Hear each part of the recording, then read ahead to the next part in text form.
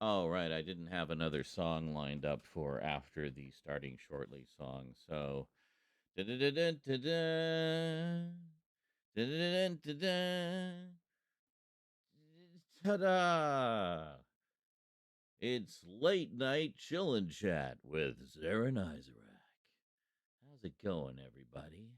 Welcome to the show. Oh, welcome to my light blinding you all.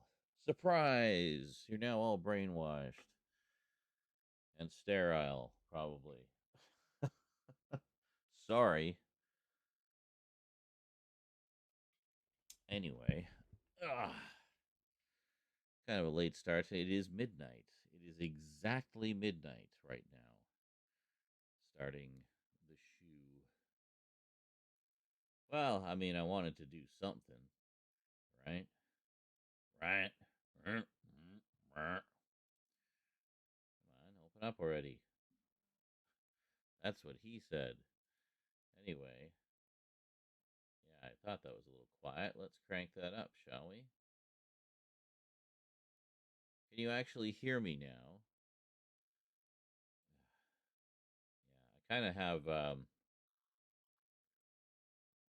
If you think of it as a digital preamp that the Yeti plugs into, I didn't even know actually. It's part of my webcam software of all things, but I guess Logitech and Blue have some kind of arrangement where Logitech does the software side of the Blue microphones. So it has like this digital preamp with an equalizer and different things. You can do different effects and whatnot. So it's pretty neat. But it also helps me to keep the volume consistent, and also. Anyway, it's good, and I like it because it gives me more control. Because Windows seems to like to hijack my microphone, and it's like, oh, it should be quieter. It should be quieter. It should be, until you can barely hear me. I go and check the volume, and it's like at 15 or something. It's supposed to be at 75. That's what it's set at currently. That seems to be the happy middle ground. But yeah, let me just double check something again. No, again, it's hold on. There. How's that? Can you hear me now? Is that a little? Oh, there we go. Actually, getting some response. Fucking Windows. I've tried everything I could think of to set it to say no. Do not allow other applications to take control of this device.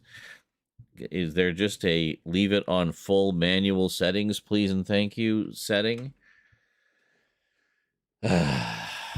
Anyway, first world streamer problems.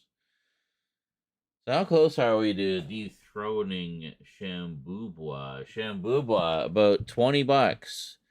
Less than 20, but not even $20. $19.10 would dethrone Shambubwa, and one of you, whoever breaks that, would be the new stream boss.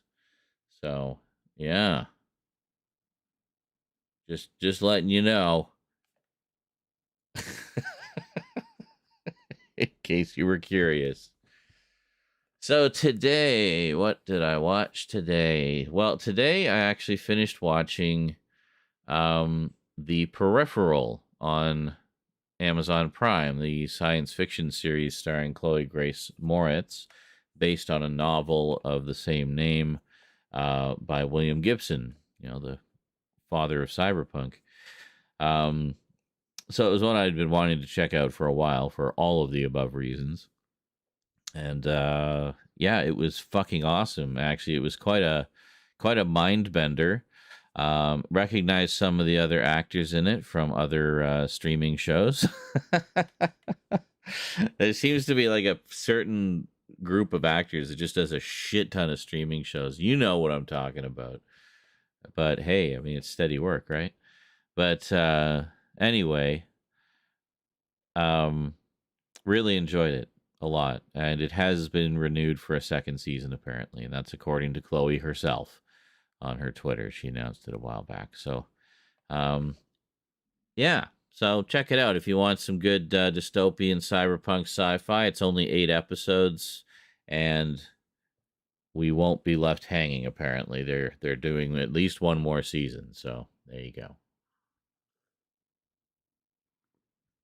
I gather also that this isn't just a straight adaptation of the book, but rather it kind of takes um, the world of that book and is expanding on the story considerably. So I'm not sure how much of it is actually directly based on the book, like story wise or plot wise.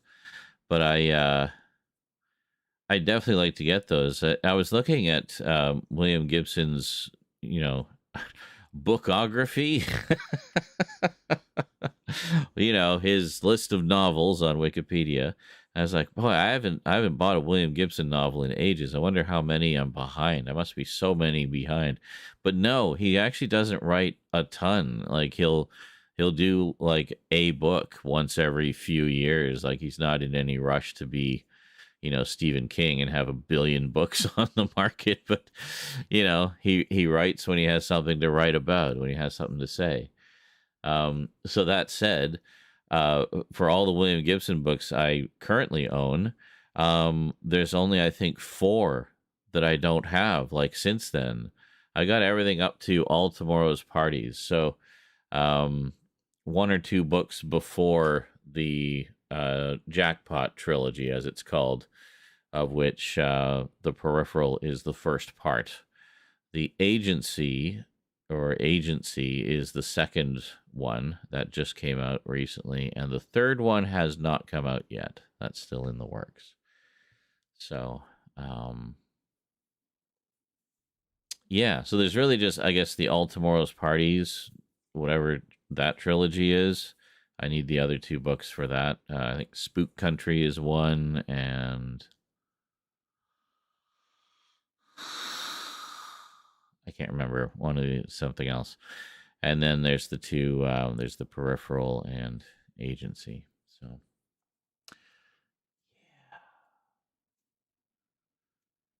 yeah, I keep meaning to track down more cyberpunk novels because before it was anything else, it was primarily a literary genre. I do have most of the big notable books from the genre, obviously the William Gibson stuff, in particular the Sprawl trilogy, which is Neuromancer, Count Zero, and Mona Lisa Overdrive. Um, and then, of course, Neil Stevenson did Snow Crash. That's considered a big popular one. Then there was also an author named Rudy Rucker did a quadrilogy of books. And as far as I know, that's all he ever wrote was those 4 books. He had his one story to tell. He told it and he was done. I still got to pick up the last book of that. I have the first 3 and I enjoyed those, but yeah, and then since then it's kind of exploded. There's like cyberpunk elements and a lot of other science fiction now, and dystopian science fiction especially. And it's hard to kind of pin it down as clearly these days. I think partly because we're also kind of living in the world of the sprawl now. This is it. We're living it, guys. We are in a William Gibson novel right now.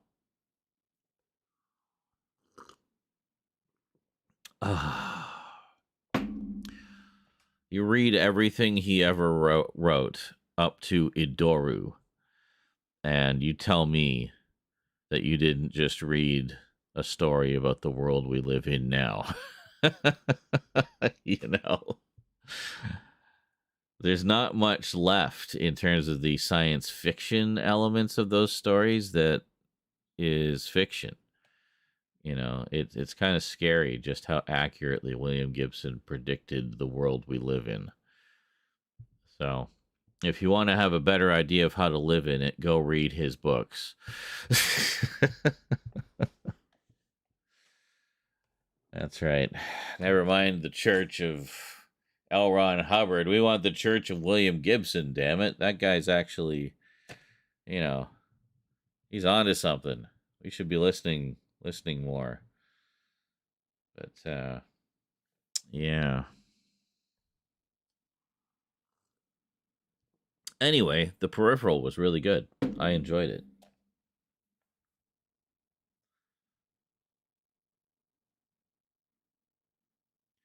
So I just popped in on our old friend Analog. He was streaming earlier. I don't know if he still is, but he was earlier. And just kind of chatted about stuff. He showed off his drum kit, which he was telling us about the other night. We were playing Fortnite. Um, when I came in, he was playing some Super Mario 64, a modded version of it, which was quite interesting. And then and then he went off to play some Fortnite with some of his viewers. So yeah, but yeah, he's a very interactive streamer, like I try to be. Like he pays attention to the chat, and makes sure to talk to you guys watching. So yeah, not everybody can multitask like that. Like because you're being the good host for the stream, but you're also focused on you're playing like Fortnite. You're focused on the game, but you're also paying attention to the chat and responding to things that people say in the chat. Um, that's a lot of multitasking. Not everybody can do all of that and kind of keep that balancing act going. Is tricky.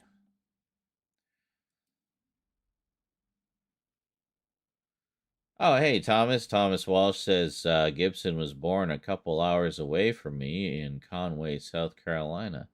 Yes, and now he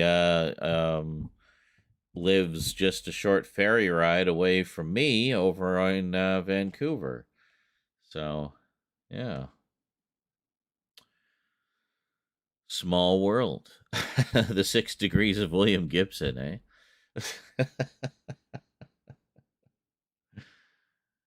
Oh, he recently had an on-screen appearance in something. It was Upload, another Amazon Prime series I really enjoy.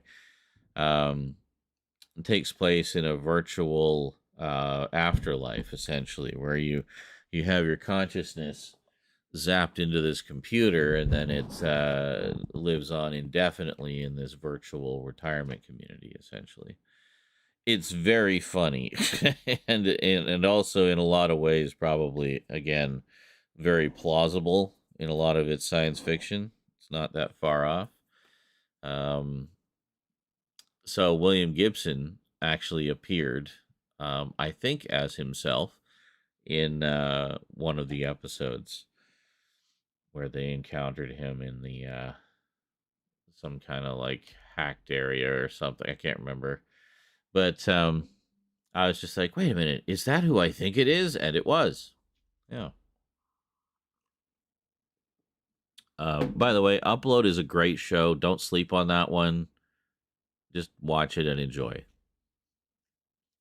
It's very good. Very smartly written. Great cast. You know, I didn't even mind the romantic bits, the romantic comedy aspects to it. And normally I'm not big on romantic comedies, but this one, I don't know, there's a lot more going on. That's like one aspect of it, but there's also like X-Files type mysteries going on, at the heart of one of which is no less than William B. Davis, who played the smoking man on the X-Files. So how perfect to have him in the show at the center of this big conspiracy. It's a really fun show. I definitely recommend it. 3 seasons, 25 episodes total so far. Fourth season is on the way. It's also got a very cyberpunky feel to it. That's one of the reasons I mention it. It feels almost like a comedy set in something that you could see in a William Gibson story or like a Black Mirror episode. But it has all those sinister aspects to it, but it also is very funny and has a lot of heart. You know, there are moments that will tug at the old heartstrings, make you feel the feels. But none of it felt forced to me. It just felt very natural, and everything develops very organically. And I like that. Upload. All episodes now streaming on Amazon Prime. Just give me a little bonus on my gift card this month, Amazon. That's fine. Thanks. Yeah, I'm sure they're watching.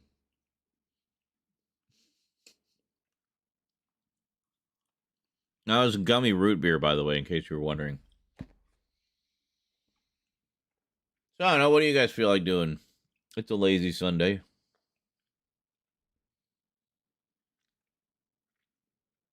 I was thinking we could work on clips. I do have quite a bunch of those to get sorted out. What was the next one we had to do? Was where we left off was it was one of the marathons. It's like a 14 and a half hour long video. So you gotta find all the good bits. I think that was all Fortnite too. Yeah.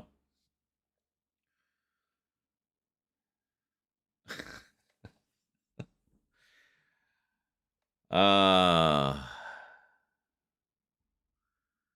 pleases me that so many people hate that I play Fortnite so much.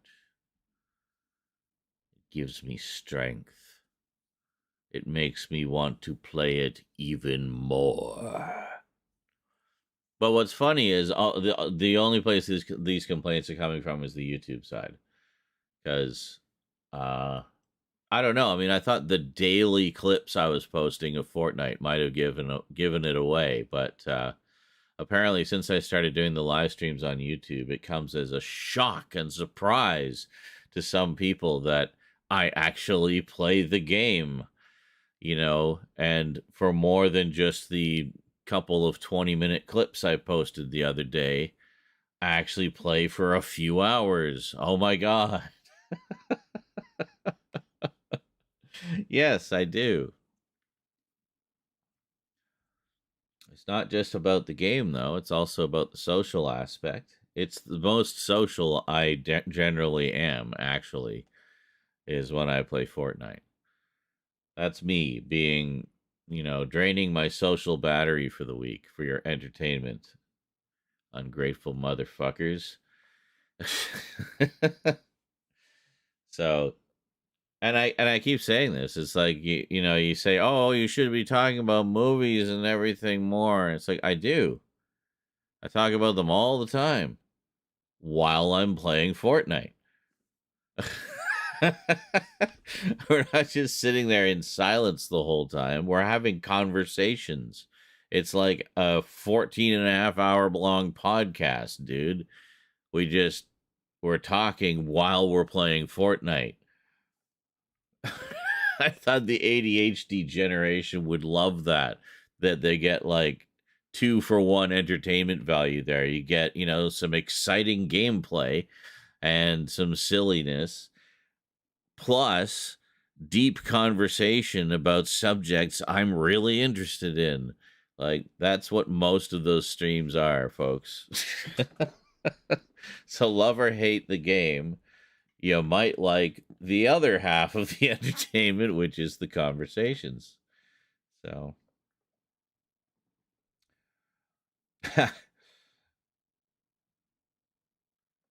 oh yeah, actually, funny enough, Thomas Walsh says I stopped playing Fortnite for the longest time because I got too bored of it and I sucked at building. Yeah, I know the building aspect of it, while it is what makes Fortnite unique among those types of battle royale games, um, it's tricky, and not everybody can be as adept at it as Joe Blow, who just lives and breathes in the damn game. Um, so it gets frustrating when people are you're defeating you again and again just because they're better at building. And it's like, I'm here to fight. I'm not here to like fucking build to death. And yeah. So I heard that from a lot of people, where you said you recently got back into it because of the OG map. That's one. And glad there's a zero build mode. Yes. And when they introduced zero build, that brought a lot of people in as well, before. Um, the I like zero build because it's a very different dynamic. I feel like people play more aggressively. Um, it's a lot, life comes cheap in zero build. You tend to die very quickly, very suddenly, and very brutally. But it also has like a deeper strategic aspect to it because you only have the environment for cover.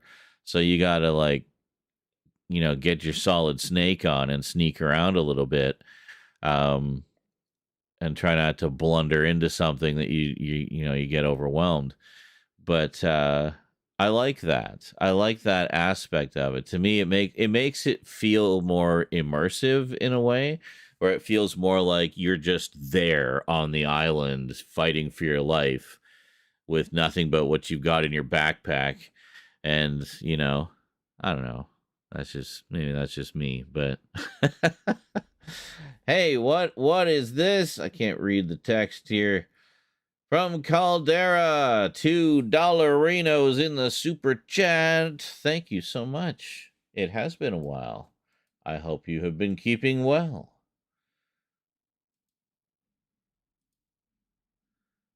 What? Get the freaking pop up out of my face. There we go. Okay. Yeah, yeah, he says, right. I'm ready to take someone out and they build a 5-star hotel in front of me. Yeah, I used to call them instant Taj Mahals. Or just be like, okay, got him. And it's like you take one shot and just barely miss or don't do a lot of damage. And then, of course, then he's on high alert and there's like, freaking fortress just materializes in front of you with like full working indoor plumbing and elevator and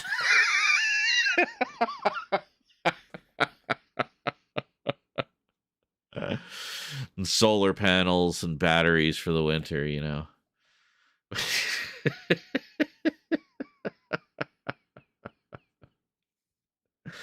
Like, god damn it. Should have gone for the headshot. Oh, there it is. I don't know why the alert takes so long with the super chats, but it gets through eventually. Got to get the bat credit card out, eh? Um,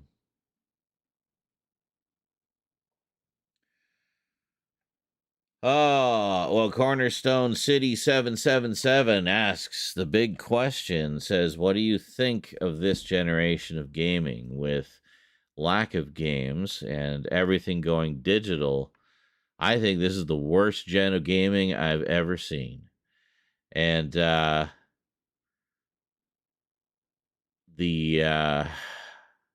yeah, I mean, the big problem, I mean, I was thinking this, like, well, talk about Fortnite, for example.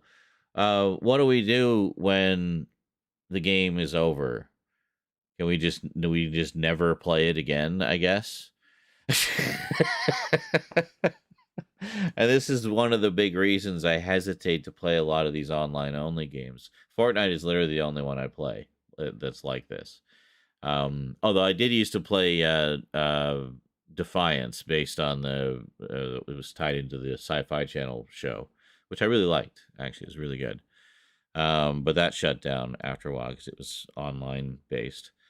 But that's the big problem I have with those types of games. Is like, if you look at now, when we want to get our retro gaming on, we'll plug in the disc, plug in the cartridge, whatever it is, and we'll play the old game and have a grand old time, or play a digital version of it, whatever, through an emulator or what have you. But so many games now have this online component that is required in order for you to be able to play. Some of them even in single player. So what do you do when they shut that down? I mean, it's not going to stay up forever. What about 30 years from now, when I want to show my grandchildren this great old game? Well, what am I going to do? You know? So, I mean, there's some I think that should have some kind of archived playable single player mode. Like if there's like a game like an online game that has a campaign aspect to it, that there should be some way to have like an offline version. The problem I can see is a lot of them, the games evolve over their lifespan, so they're always adding new stuff and new things and new environments, and like Fortnite flips the island every so often or blows it up or whatever and gives you an entirely new map. But I mean, within the lifespan of that map, it could go through micro changes, hundreds of micro changes over the course of that. So how would you have a definitive archive of a game like that? Would you pick like the exact day, month, year you want to of the map that you want to play? It like pulls that up. But I don't know, it gets kind of crazy when you think about just how much data would be required to have a definitive archived offline playable version of that. So I don't know. As opposed to, I want to play Donkey Kong. So I just plug the Donkey Kong cartridge into my ColecoVision and bam. There you go. Works just like it did 40 years ago.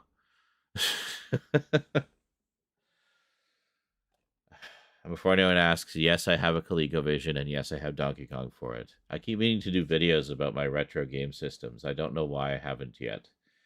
But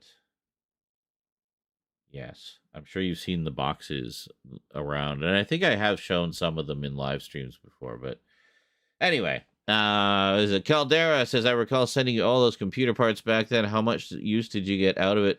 I actually got a lot of use out of it, dude. That system only just very recently died. Very, like, within the past year and a half. So, I mean, I got probably almost a good 10 years out of that, honestly. Like that was some good parts. And I put a GTX 1060 in it as well, and maxed out the memory, and it was my main gaming computer. So if you actually, I don't know if you saw like videos of me playing like Conan and stuff, like Conan Exiles when it first came out, that was on that system, that one. So, yeah. Oh, yeah. I kept that baby going. What really did it was maxing out the memory and adding in the graphics card. That was the big thing. The graphics card, like, it made it like a whole new computer again. So, and I guess it was because that was, what was it? It was the MT. Fucking, I used to know what it was called. That particular AMD one was the 6-core AMD, which at the time was pretty top of the line. I remember that was actually I think I mentioned in the video where I was either unboxing it or putting it all together. But I mentioned that specific CPU was one that I'd been eyeballing for a while. So I was pretty stoked that there was one in the box. So, yeah. Dead Space 1 to 3. Oh, that's right. Yeah. I my first capture card, it was the Hauppauge Colossus. Yeah, could capture in glorious 720p 1080p at blistering 30 frames per second. But I've since upgraded to an Elgato HD 60, so I can do 1080p 60 frames per second. So next one will obviously be the 4K one, but I'm not quite at 4K streaming level yet. Yeah, the Phenom 2, yeah, 3.2 gigahertz, but it was like there was a model like the XT900 or something like that. It had like this, I don't know, just slightly badass sounding name. It's like model number. Oh yeah. But anyway, yeah. That one lasted a good long time. Like darn near 10 years. So, thank you. um yeah, I definitely got a lot of use out of that. Current specs. I actually do need more memory in this one. I've only got 16 gigs of memory. But what do we got in here? It's I think it's an 11th generation i5, um, which is one of the newer ones that has hyperthreading. So it's basically like a low end i7. So and that's overclocked to 4.4 gigahertz, and then 16 gigs of memory, an M2 SSD drive for the one of the NVMe like little card ones for the system drive, and I have a second one, a 5 terabyte one that I use for video footage and stuff like that. And then the creme de la creme, I have an Asus ROG Strix, same line as the 1060 I got actually. It was also an Asus ROG Strix, RTX 3060. So basically, if you know the ROG Strix, they're overclocked at the factory, so it's already overclocked right out of the box.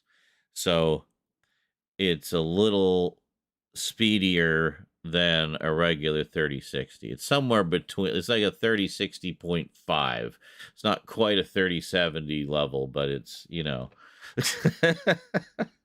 I can do the ray tracing. That's all I care about. I can play Cyberpunk at full specs. So,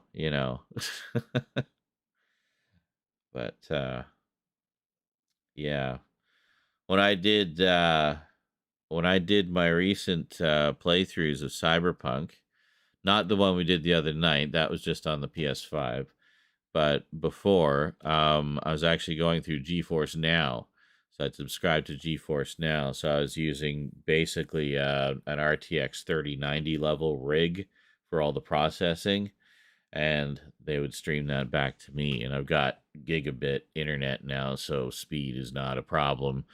So it was pretty good. Not really much in the way of lag that I could detect. Displays probably the same ones I was using back then. Actually, I'm still using the twin Toshiba 1080p screens, 40 inches apiece. How well you can see. I got that. And there we go. Still have Amazon Prime up. That's next. I'll be watching Invincible next. I still haven't watched this week's episode. That's a great show, by the way, Invincible. But yeah, these are just straight up LEDs, not even smart TVs. I don't give a shit about smart TV features. I just need a display. Yes. Oh, and then in the living room, we actually do have a 55-inch 4K HDR thing screen. so that's the movie and gaming TV. And just got a PS5 like barely a month ago. So we finally have the means of watching things in 4K. Oh my god. So better late than never.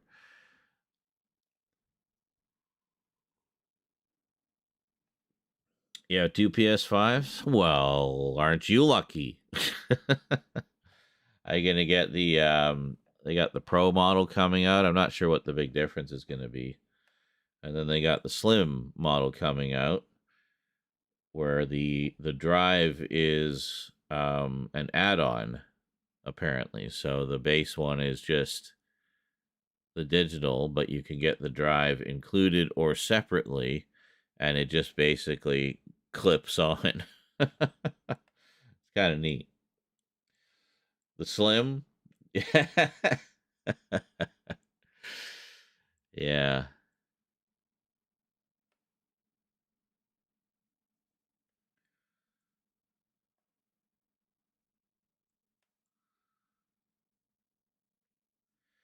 But yeah, these ones are okay. They do have a couple issues with some of the backlights now, though. A couple of them are either gone out entirely or just kind of periodically go out. So I'll have these dark areas on the screen. It's quite annoying.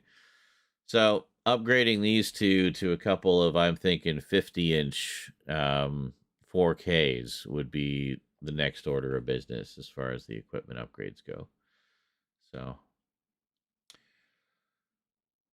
So what type of PC upgrades are you in need for? Well, I mean, one of the things I'd like to do is get back to having a two PC setup like I had before. My other one died as well, so I'm down to one machine right now. So essentially, ideally, just looking to get some parts together to have a second PC up and running again. Because ideally, because I got a lot of great PC games sitting there that I can't really play them in the level of quality I'd like to play them and stream at the same time if it's coming off the same computer. So the way I used to do it was I'd have, um, the one computer running the game and then sending that through to the other computer, which would be running the stream. So that way, both can just be fully dedicated to those specific tasks, right? So I'd like to get that up and running again. I know my old graphics card in there is okay, but it was water damage. Water got in and basically shorted out the works. So I'm assuming everything else in there is fried. But yeah. So you got the PS5 with God of War Ragnarok included a few months back. Nice. I still use my PS4 from time to time. I might move it into the living room and use it as a DVD Blu-ray player. Well, there you go. That's the nice thing about these disc-based consoles is they play discs. So even if you're not using them as much for gaming, you can still use it for that. Oh, and that's the thing also is like with the PS5 actually being backward compatible with the PS4. It's beautiful. Um I finished Outer Worlds recently on the PS5. Just putting the PS4 disc in. Like, why couldn't all the PlayStations have had that? Backwards compatibility with the previous generation. I just don't get it. Like, I don't know. I shall shed a tear. Am I accepting fan donations? No, not at all. Want to do it all myself. No, if I do it all myself, it'll probably never get done. So, yes, as always, I am happy to accept fan donations. Um, yeah, I mean, some of the best hardware I've ever had has been fan donated in some form or another. So, I definitely appreciate that. Helps keep the show going.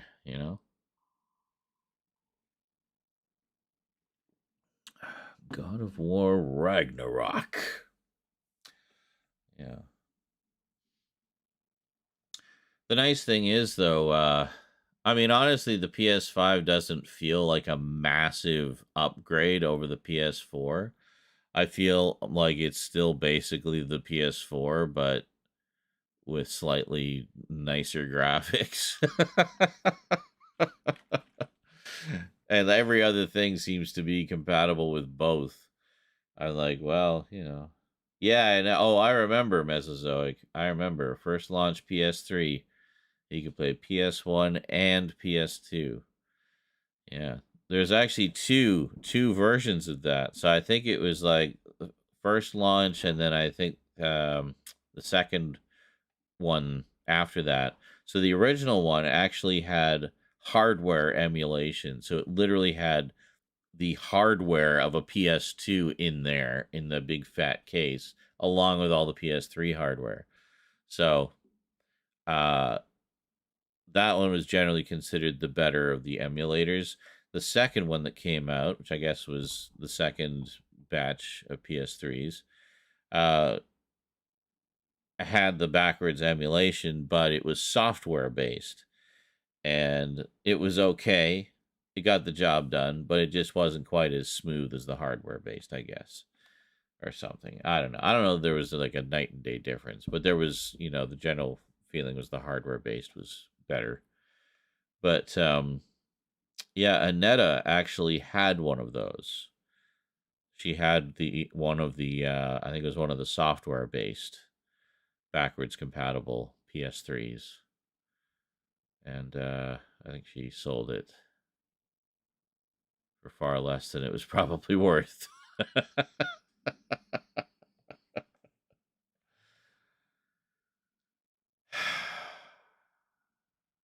And then she got another PS3 later, which sadly did not have it. And then she ended up giving me her old PS3. God damn it. If only you hadn't sold the first one, then that's the one I would have gotten from her. But no, it couldn't work out that way.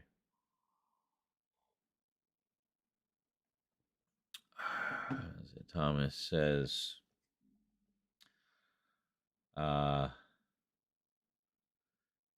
more than glad to contribute again. Yeah, absolutely, dude. I mean, it's as I say, it's definitely appreciated. Um, I don't know if you're on the Discord. Hold on, let me get there.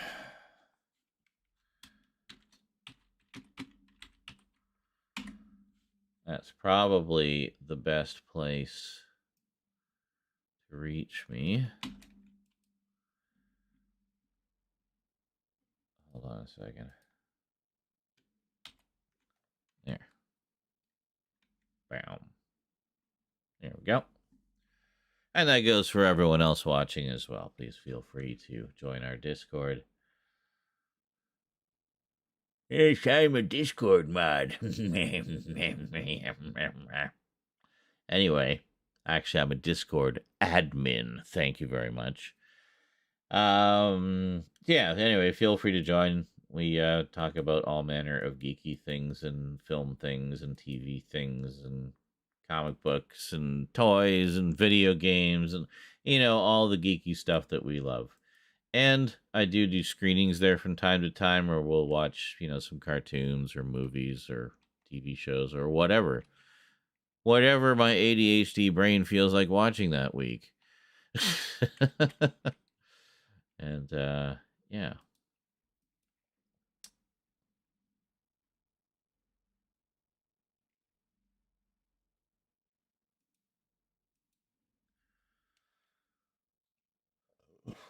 Burf. So as Thomas says, I was an Xbox guy for the longest, then I got my PS4 and loved it. I still occasionally dust off the 360 and play some of my old games for nostalgia. I'm surprised the damn thing still works. Yeah, I mean, some of them do. They're not,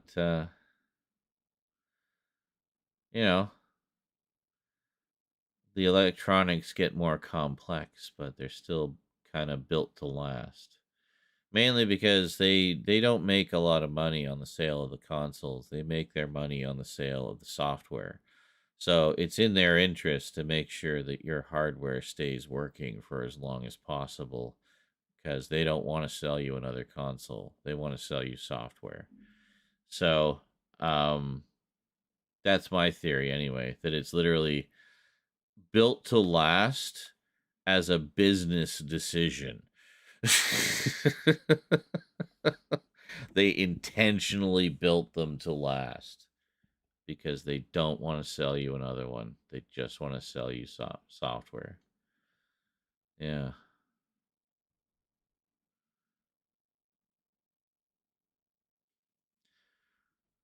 But that's only a theory. A game theory.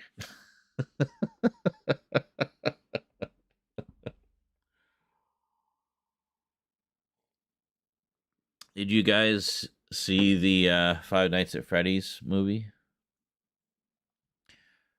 And if so, did you catch a particular cameo that may relate to what I just said?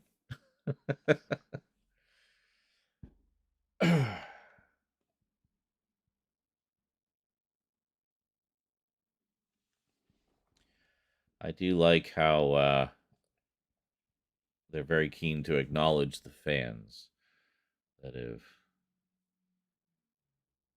helped to keep the franchise alive and well these many years.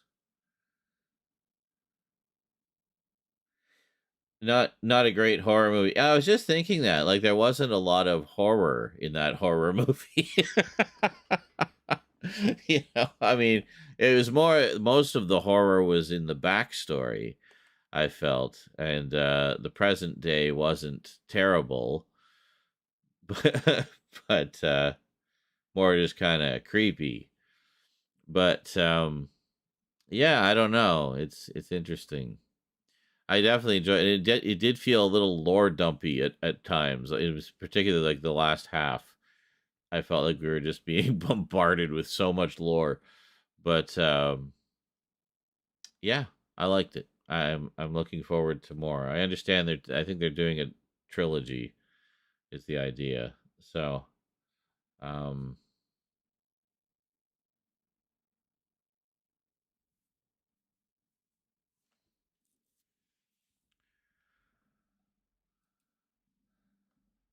excellent.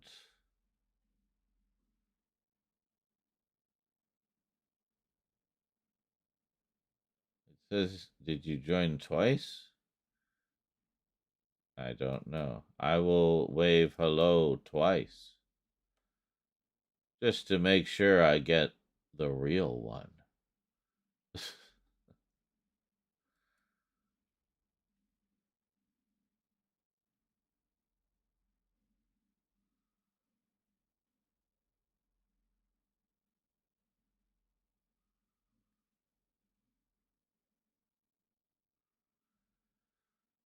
So, speaking of which, some tabloids are blaming Five Nights at Freddy's for this.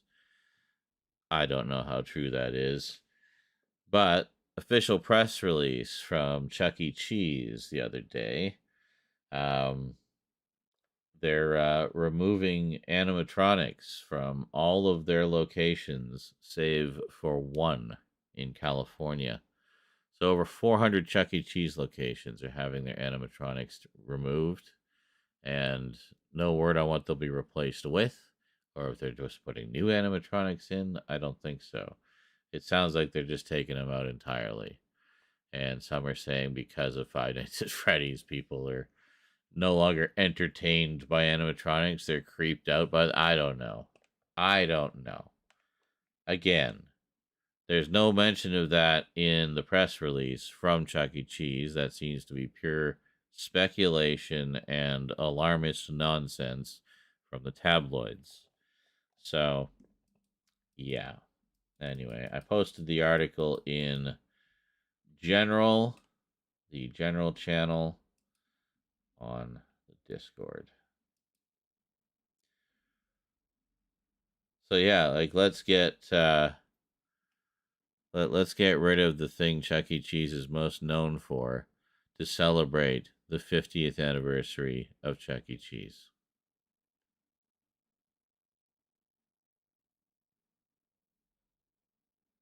Good plan.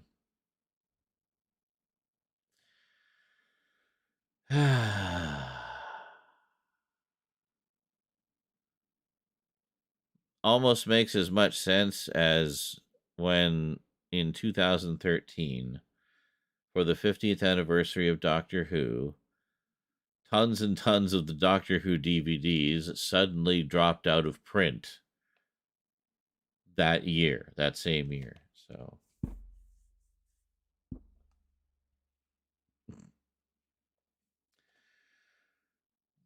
uh, yeah, Thomas says, I read that was planned before the movie released. I loved that place when I was a kid. The animatronics were always my favorite. Yeah, same. Even though there was a slight creepiness, kind of a crazy decision to me. Well, yeah, I mean it's ridiculous. PM you a list of what you have in mind. Oh my goodness. Um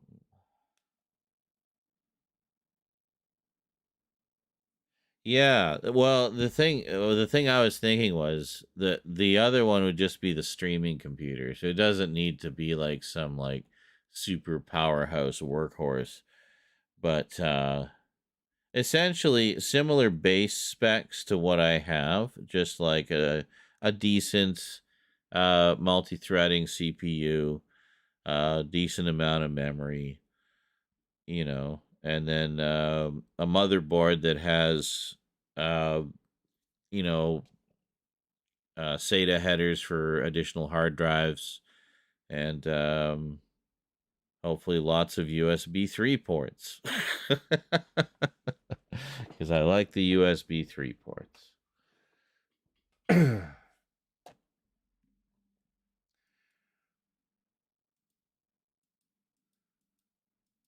Yeah, well, that's the main thing. Basically, just kind of like planning to use it for streaming and probably archiving. I'd probably just slap the old GTX 1060 in there to have as the graphics card for now. Um, so I wouldn't really be doing anything on it um,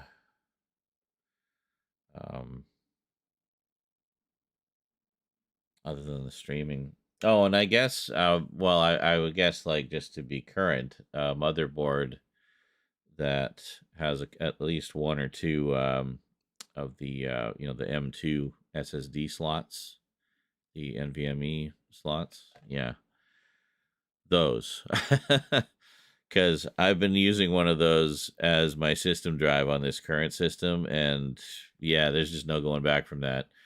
I need that performance on everything.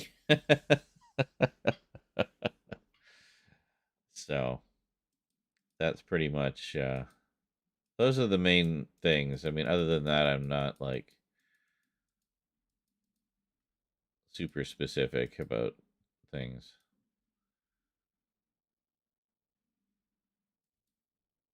if that makes sense. I'm also a little high right now, so yes.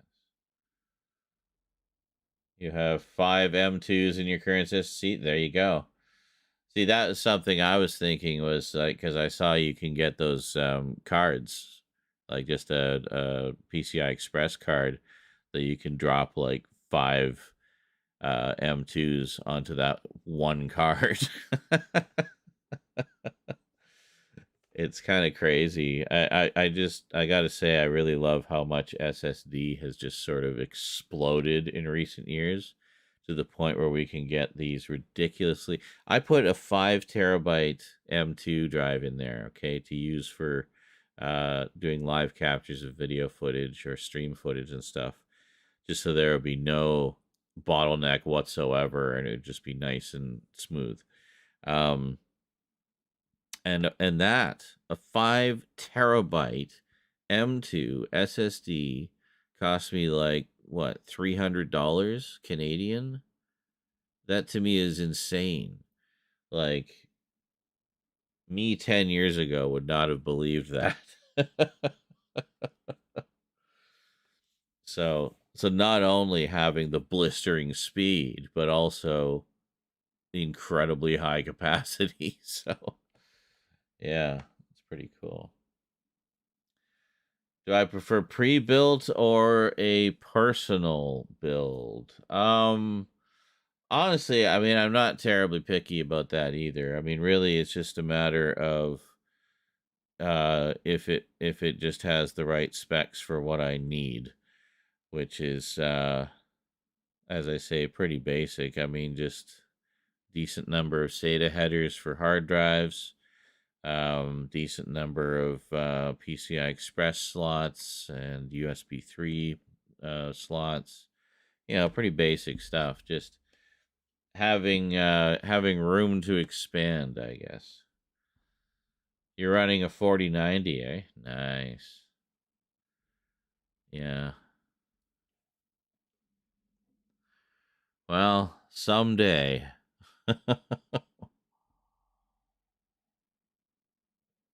Man, if I had something like that, then this system would be relegated to streaming duty, and that system would be the gaming workhorse, gaming and rendering workhorse.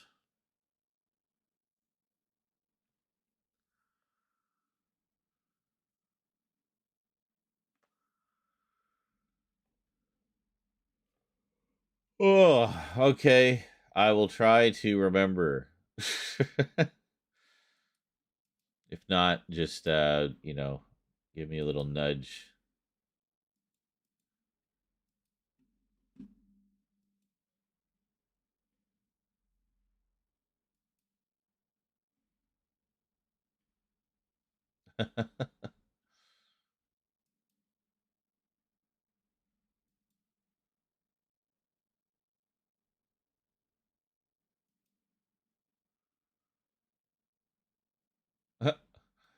Okay.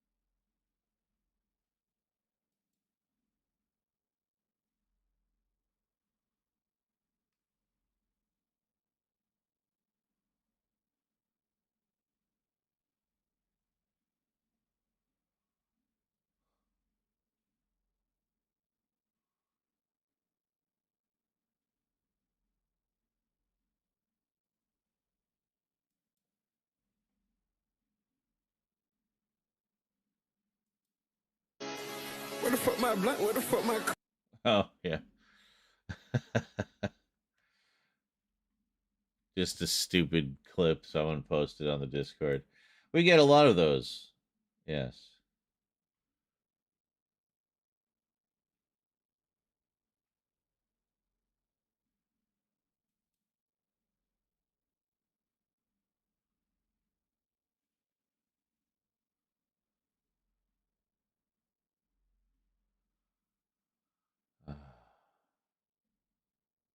The problem with the dinner we made tonight, no leftovers.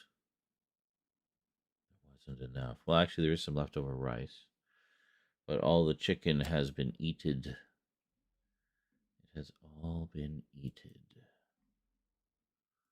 Eated and yeeted into our stummies.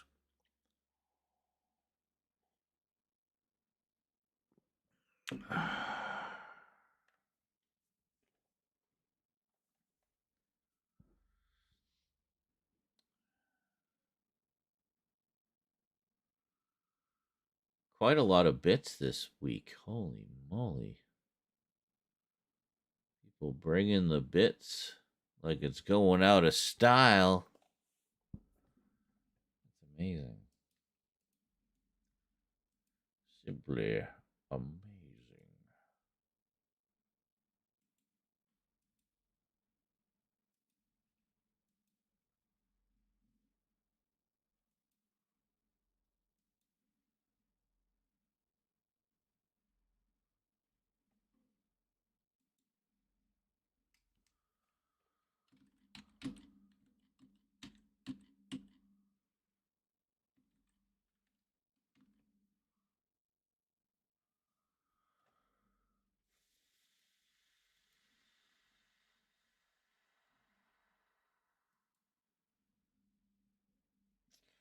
Yes, indeedly doodly.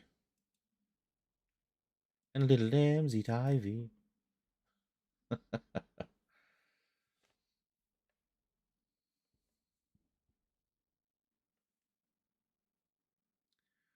Got 10 years out of that last rig. That's nuts. Yeah.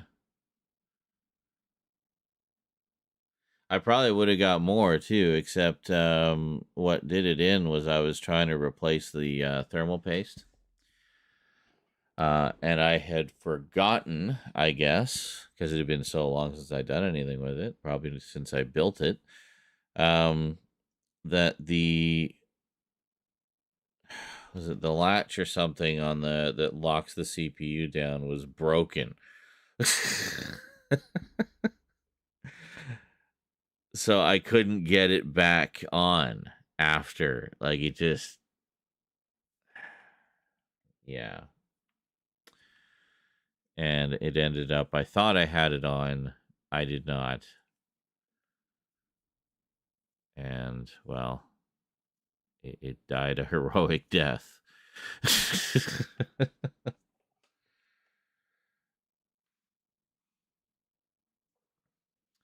Yes. If that stupid latch hadn't busted, it would probably still be running today. I was only just starting to run into issues where certain games didn't want to run on it because the CPU was too old. but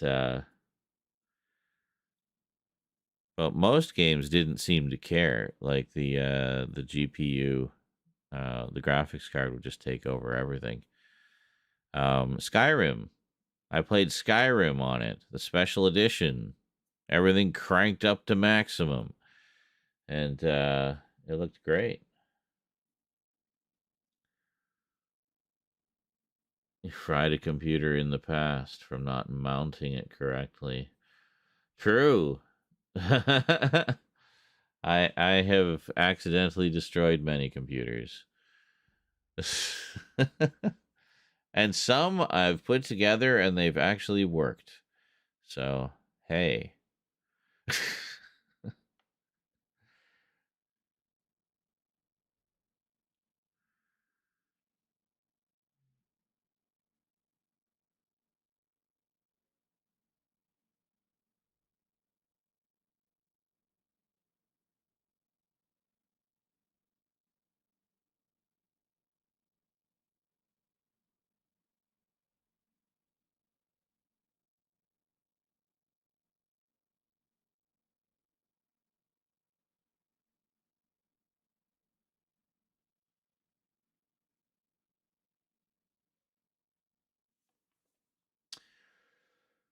So Thomas Walsh is asking, what was the first book you ever read that gave you nightmares? For me, it was Dracula, alongside Count Dracula, 1977, starring Louis Jourdan. Yes, that's a good one. As you probably know, I often tout that one as the one that's the most accurate to the book, still to this day. After all the different versions of Dracula we've had over the years, it's still that one. So, yeah. Black Friday is here. Time is now for a new PC. Ah, well, that is a point, isn't it? I imagine you're very clued into all the best deals because I know you're a big nerd for this stuff. I know. I mean, essentially, I got what was it? You at the time, the rig you sent me was your previous rig, so I literally got your hand me downs, and they were of such excellent spec that they lasted 10 years, and they probably would have still been going if I hadn't you know if I hadn't tried to be clever and extend its life further with some fresh thermal paste. What was I thinking? But yeah, so I have every confidence.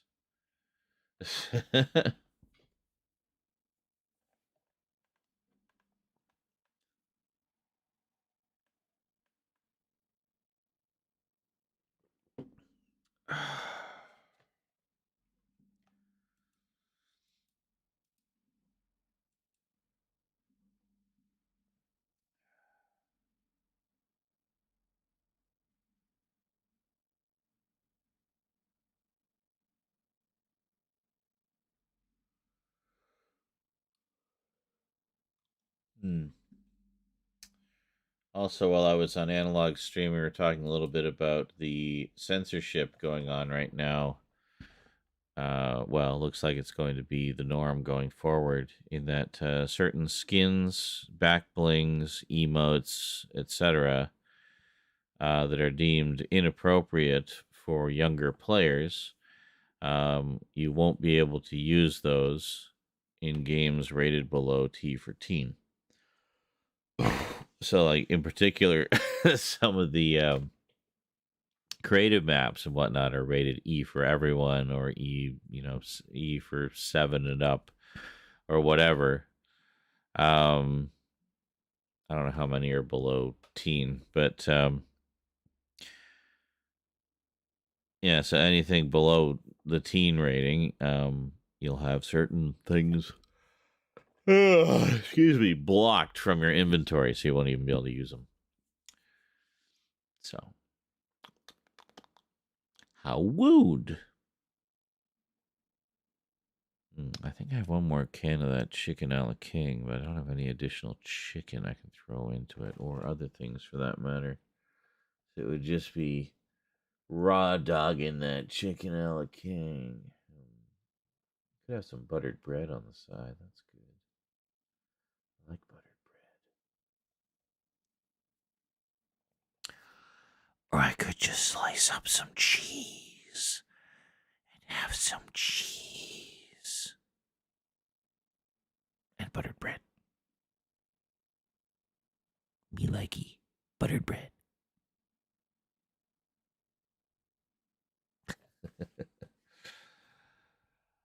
Mad? Why, yes. I've been mad for centuries.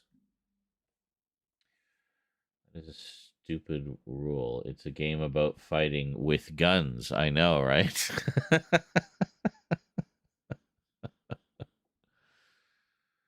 So what's it gonna change all the guns to just blow confetti and flowers at people? And instead of killing them, it just what, tickles them?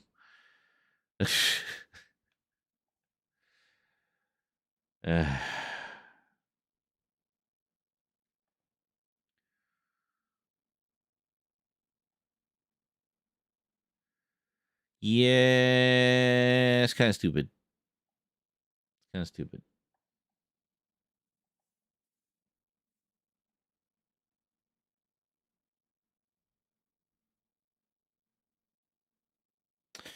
All right, I'll be back in say 5:10. I'm just gonna go make some food, have a smoke break, and then I shall return. This has some leftover Little Caesars pizza. Oh, dude, I haven't had Little Caesars in so long. I used to get it all the time because there was one on the way home from where I worked at the time. Um, so I'd literally just stop in and get like two $5 pizzas and then go home. That'd be my dinner, you know. I ate so much Little Caesars when I lived there.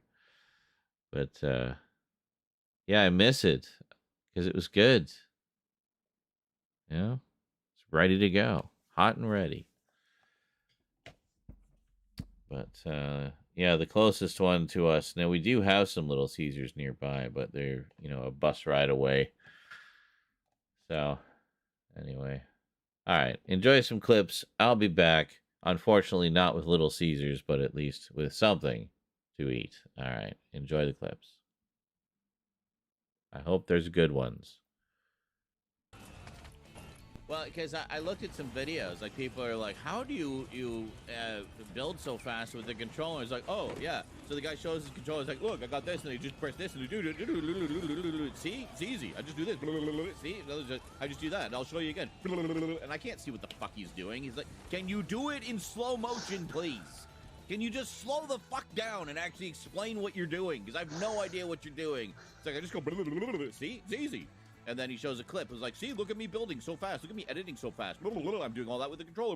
It's really easy. It's like, I fucking hate you. I'm trying to learn here. Can you teach me, oh wise sage? No, never.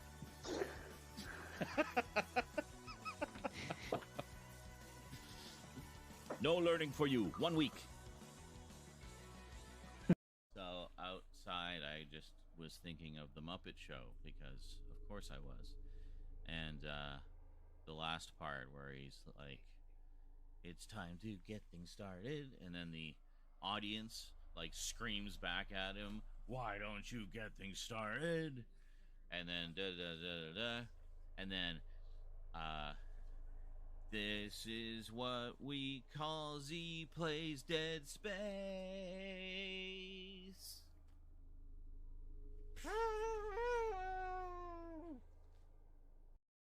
Which It's like you'll be the Hulk, then you'll just go back to Banner quite quickly. you talking about You'll wreck something. Yeah. Yeah, the old Bill Bixby. Yeah. Bill Bixby, Lou Ferrigno. Yeah. He'll be Hulk for a short period of time, then quickly back to Banner after he's done what he needed to do to save the day. Yeah, it's a lot of it's very much more focused on Banner, but I mean that was kind of the approach they wanted to take because they wanted it to be. Okay, so there's a cloud there, but I'm really curious about this pit over here. This pit with all the things floating in it. I think we should jump down there. That's what I think. I think we should jump down here. Oh, let's go. Nope. Okay, never mind. That is a trap of some kind.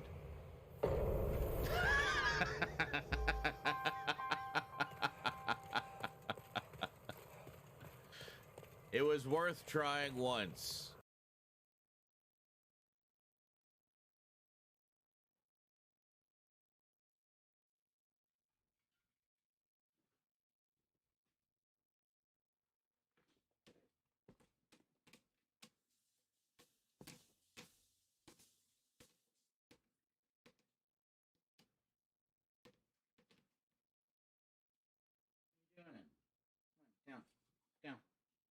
Down. Just come here and look.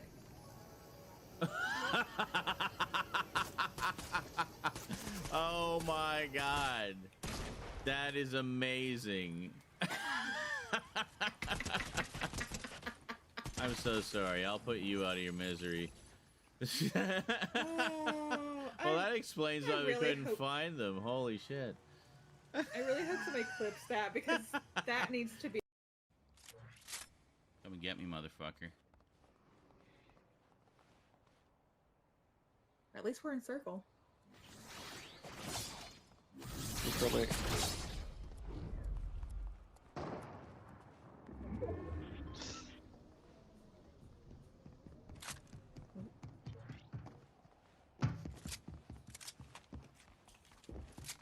Fuck!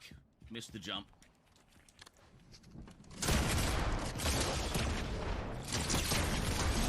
Yes! Nice. Fucking A! Just fucking let me emote! Oh my god, fucking the thing! There we go! Shit, I fucking hate that so much! Ugh. Yeah, but I went and looked and there was like nothing there. I'm like, hello? I have a lot of ghost stories. Is it really worm disease? Spookiest thing you've heard in a while? I mean, they happen, so. Oh, there we go. Thank you, worm disease. Thank you for not staying as a lurker, worm disease. But, like, yeah, that's one reason I wanted cats, actually, because they're, like, very spiritually connected.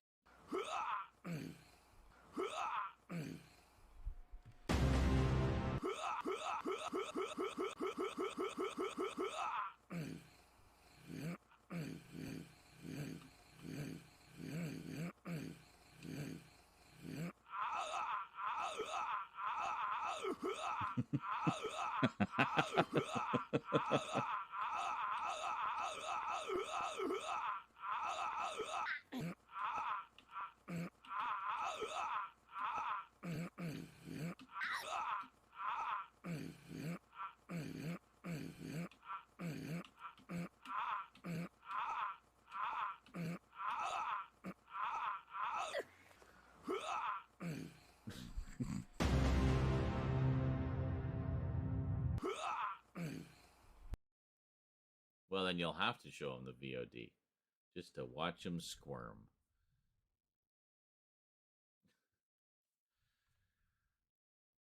Ryan's only 21. I know, right? He's been 21 since I met him.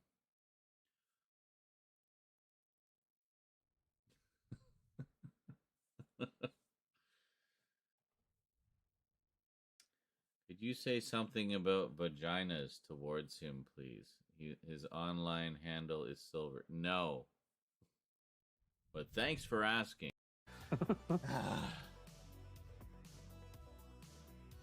It's like the more I try to be more efficient with everything, the more stupid shit happens to get in my way of that efficiency.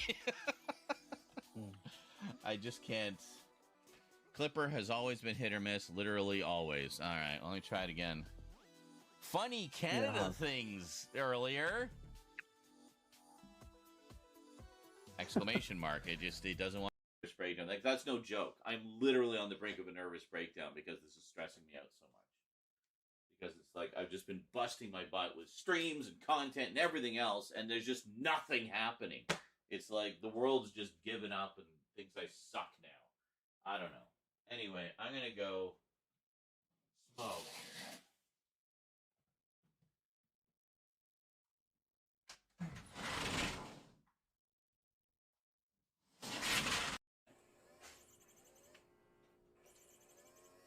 He always jumps back when it comes out the same hole. Did you catch it? Did you catch it?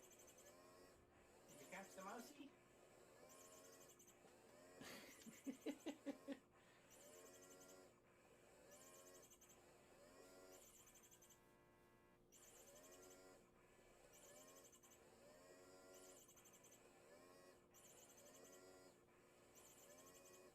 He's waiting at the one hole. Like, I know you'll come out that hole eventually. Shit. So let's see what all we got. We got Swiss Bank up there.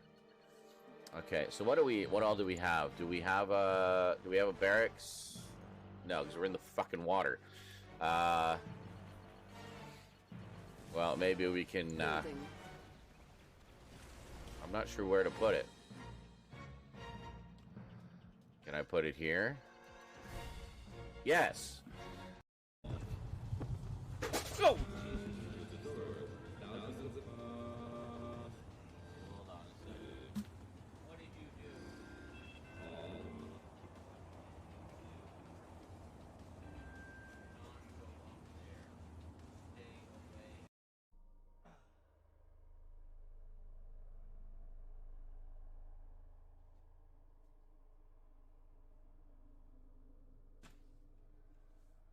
Spaceship suit man, spaceship suit man. He can do what no one else can. He's spaceship suit man, spaceship suit man, spaceship suit man. I'm gonna go and eat some ham. I'm spaceship suit man. Hey. All right.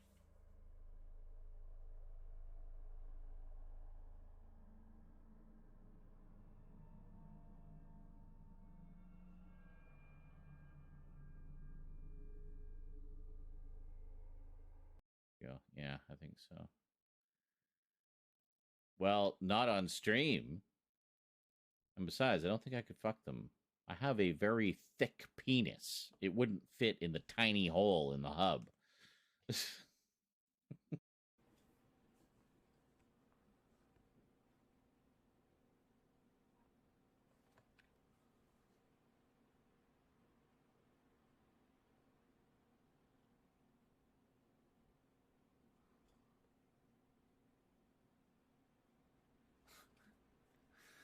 Cat's watching me go through the menu over on the other screen.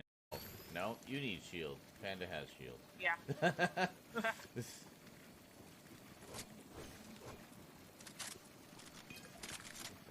DMR. Oh, I don't want thunder. No. Yeah, that's good. Oh, there we go. Good.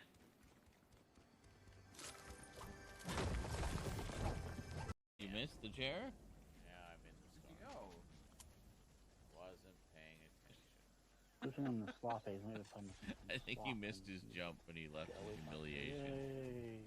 It's I'm okay. in the storm. You just climb back up. I won't judge you. I'm in the storm. Excellent. Cats are silly. That's kind of funny. We were just seeing a silly cat moment in the video. Excellent. Oh my god, shut up.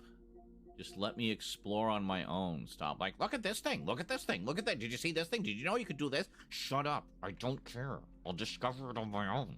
Just stop. Pretty impressive castle. That's about the size of place I'd like to get, you know, in the middle of the country. Get on a long country road and just see this. Oh, Jesus! Fuck. I didn't... No.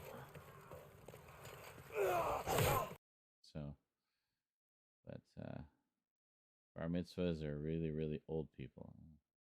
You eat it like ice cream, yeah. I'm not quite that bad, but when I do make like toast and peanut butter or a peanut butter sandwich, I put a lot on. I like it to be just dripping with it. So yeah, because with the toast it melts all nicely. So yeah, it's good stuff. But yeah, actually in the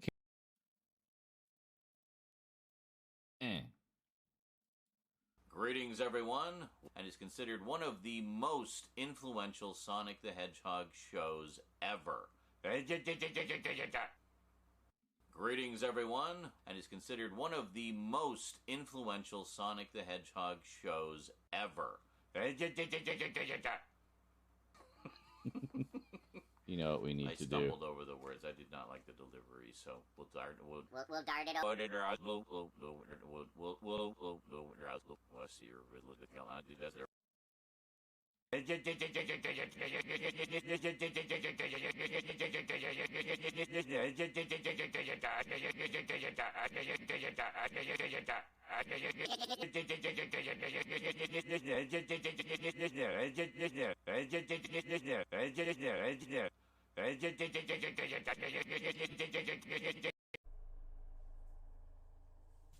Whew. Mission accomplished. And just let me tell you, kids, it's really important that you read the instructions first before attempting to use a zero-gravity toilet. Okay.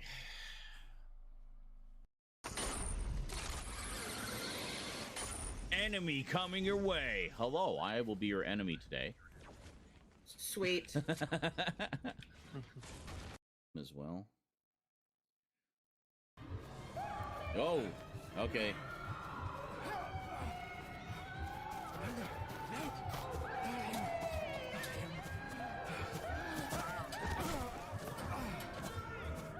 Oh my goodness.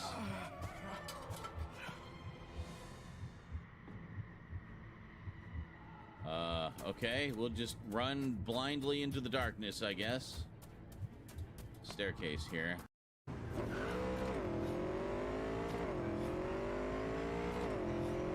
Oh yeah, actually, here's me playing Cyberpunk. with all the whistles and bells for the lighting and effects through GeForce Now.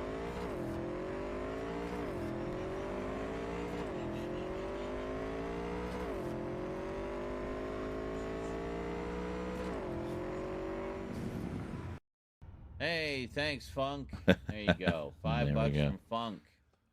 So, apparently I was wrong. I did not have another one of those Campbell's Chunky Chicken Ala Kings. But I did have bread and cheese. So I cut a whole bunch of cheese slices. See?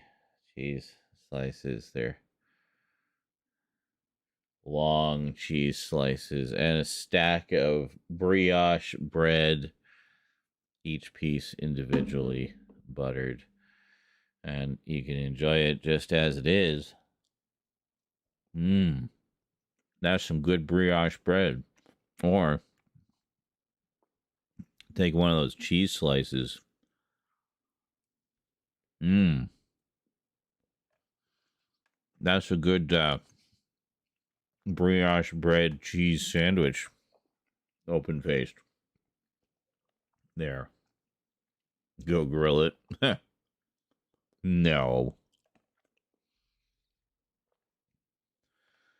You're just talking silly talk, Quack.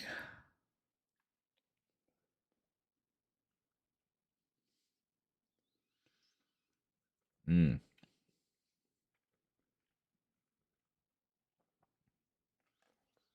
And hello and welcome. You just walked in during the break.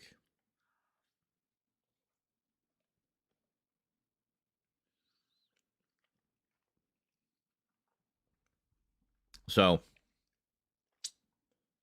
I promise to all those who are concerned,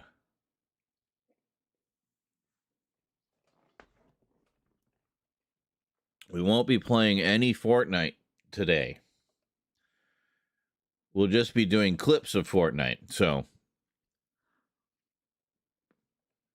not the same thing.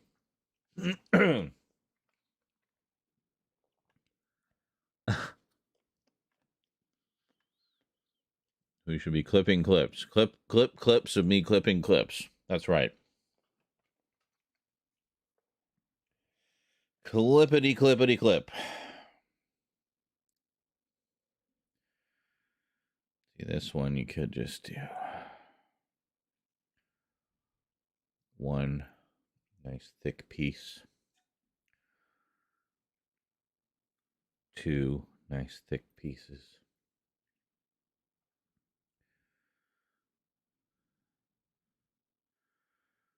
Three. Look at that. That's perfect.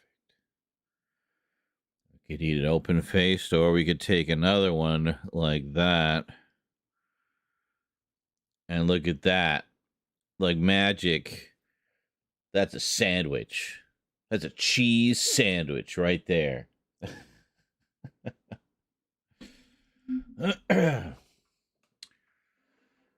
Says, oh yeah, last night, this is Quack over on Twitch, says, last night, wife and I met Kelsey Grammer. Wow, the Kelsey Grammer at a local establishment. He owns a brewery not far from where I live, and he was there promoting the beer. Very cool.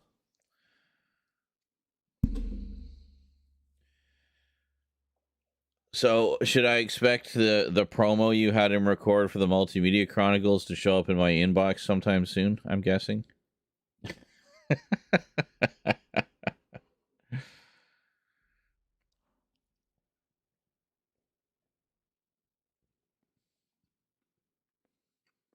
While you're watching the Multimedia Chronicles, I'm listening.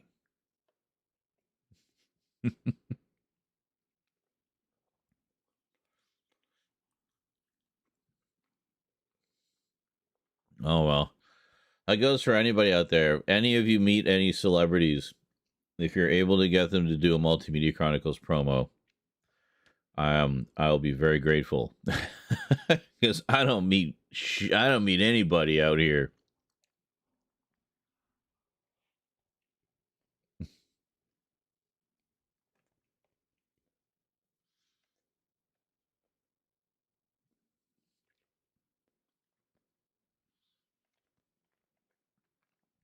Mm. Well, I really wanted this to be a side with soup, but it's actually hitting the spot quite nicely. Blame the brioche. Brioche is nice, thick, hearty, chewy, tasty, satisfying bread. Mm.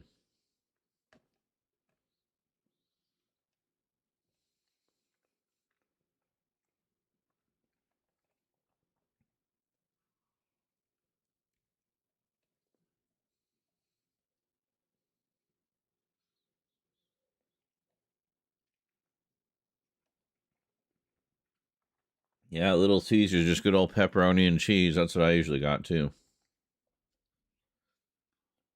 Who do I live with? Just me and Rose.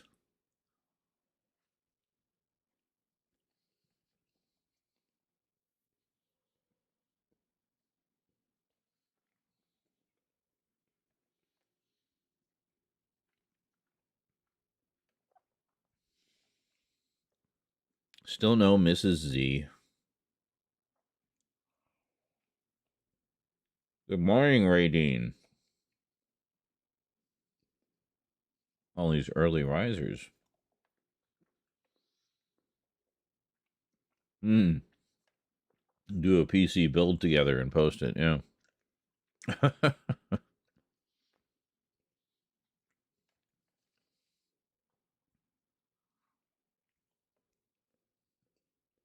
Father-daughter PC build.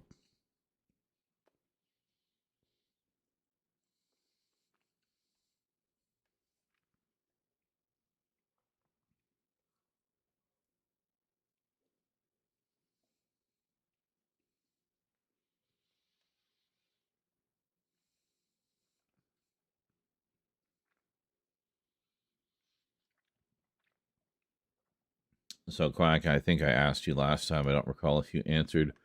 I assume you have also pre-ordered the ROM and Micronauts Omnibus editions coming out?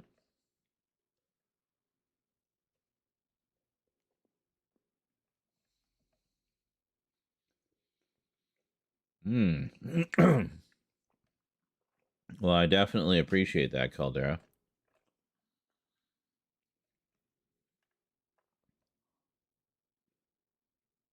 Oh. Wait a minute. How do you know me and you've never heard of ROM until now?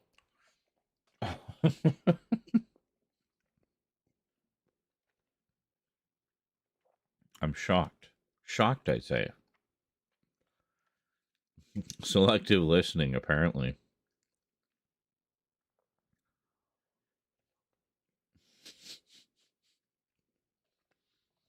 Subject I know nothing about. Tune out. Erase. Erase. Brain space limited.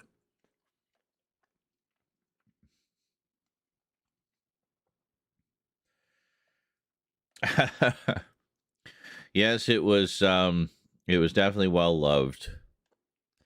I think the front door snapped off at some point due to a stumbling toddler.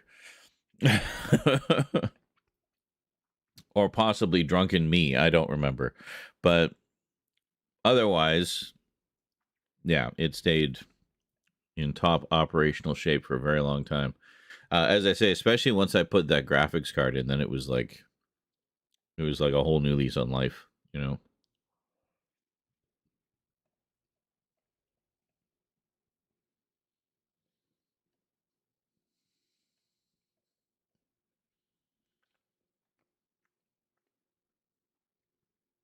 And you were never into Micronauts. God. Next thing you're gonna say you were never into Godzilla or something.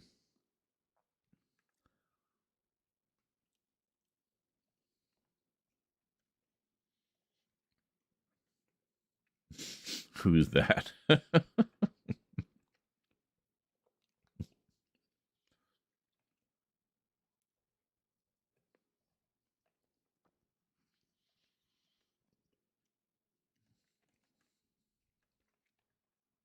Dogsy Wahoozits? No, what? No.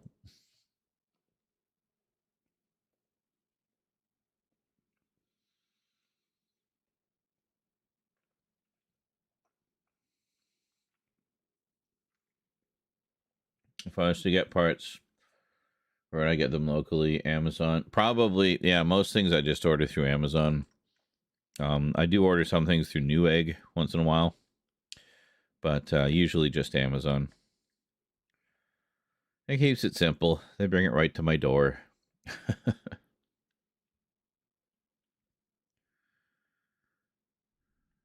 Just do this one as an open faced. Like so. That's the beauty of the bread cheese combination. There's any number of ways you can eat it. They are all equally satisfying.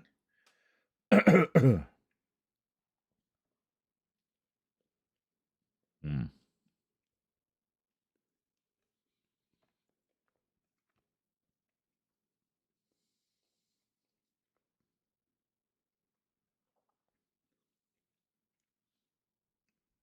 You saw that? Yeah, we were just talking about that right before you came in, I think. Quack says Chuck E. Cheese is such a shell of what it used to be. Just saw that post. Yeah, just in time for the 50th anniversary, we're going to get rid of all the animatronics. Oh, so the thing that made you famous and the whole reason you're even having a 50th anniversary right now, you're going to get rid of that. Okay, that's great.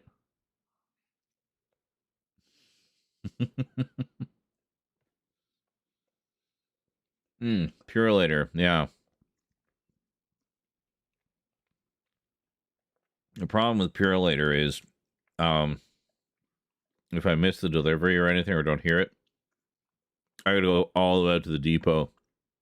And being someone who doesn't drive, that can be a huge pain in the ass. Whereas Amazon is they'll just try again. So I've never had any issues dealing with Amazon, or they'll just leave it at my door.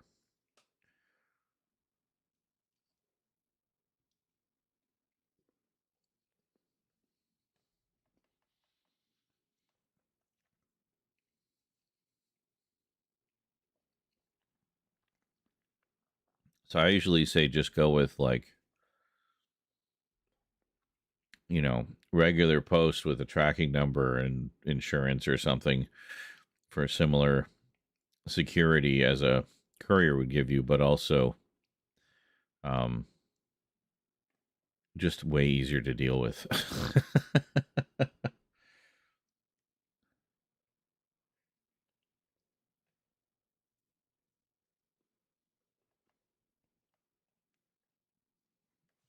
Well, that's the thing, Radiant.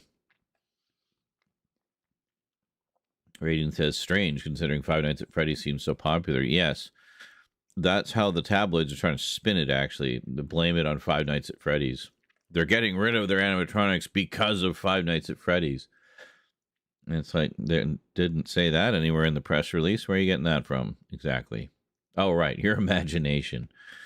People are going to believe it and they're going to spread it.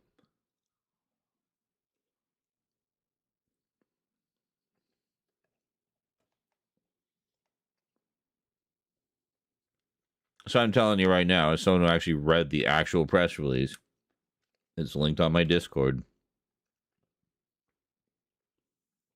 Don't believe the bullshit from the tabloids.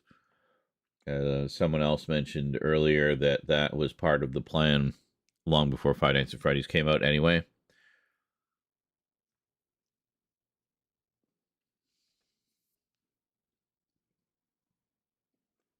Correlation does not mean causality.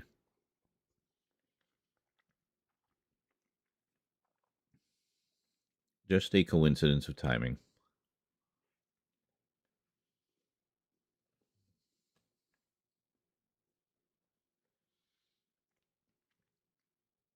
It was still going to be the 50th anniversary, regardless of whether or not Five Nights at Freddy's ever existed. Just saying.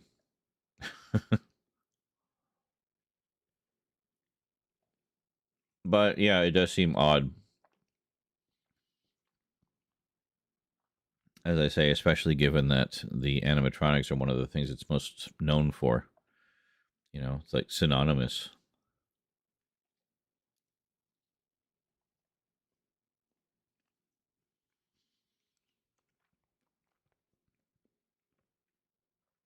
You go to Chuck E. Cheese for the basic ass pizza, the animatronics shows, and the video games. And there you go. You can't have the Chuck E. Cheese experience without all three of those things.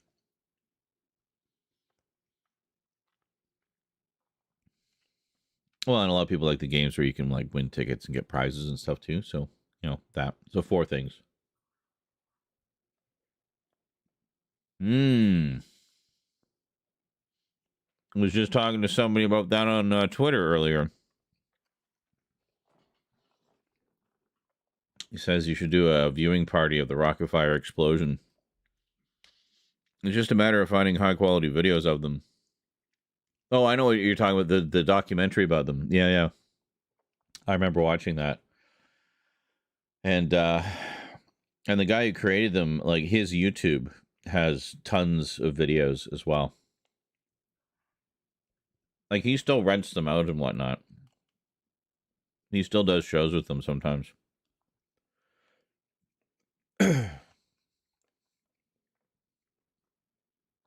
Which is great.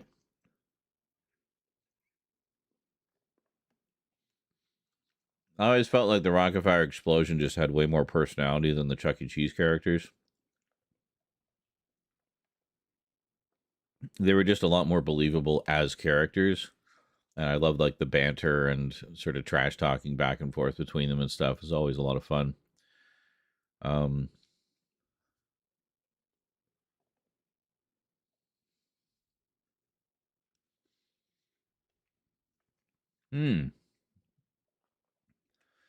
Quack says, I remember inquiring years ago, and a full set of the animatronics was $120,000. Yeah.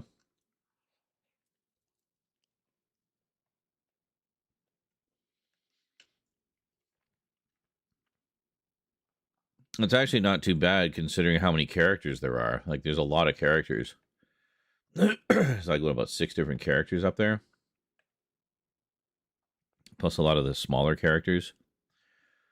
But, and then it would be some kind of interface to program them, I would imagine.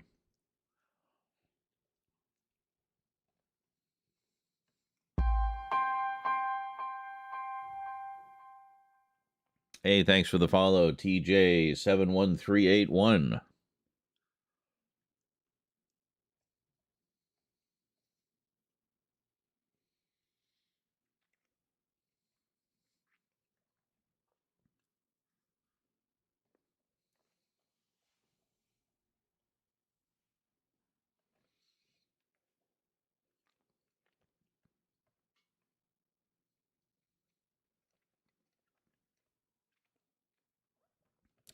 But I remember in that documentary, it showed one of the people they interviewed was a fan who who actually did buy a full set of the animatronics and would do his own little shows and stuff for birthday parties or whatever.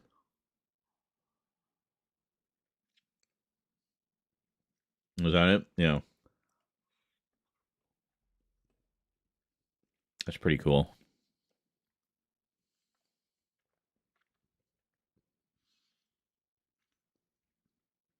So I remember the Chuck E. Cheese shows being very generic. In particular, like the ones in the Pizza Time dining room, where it would have the whole cast of characters. Most of them were just head and shoulders. They weren't actually full body characters. Rocket Fire Explosion was full body characters.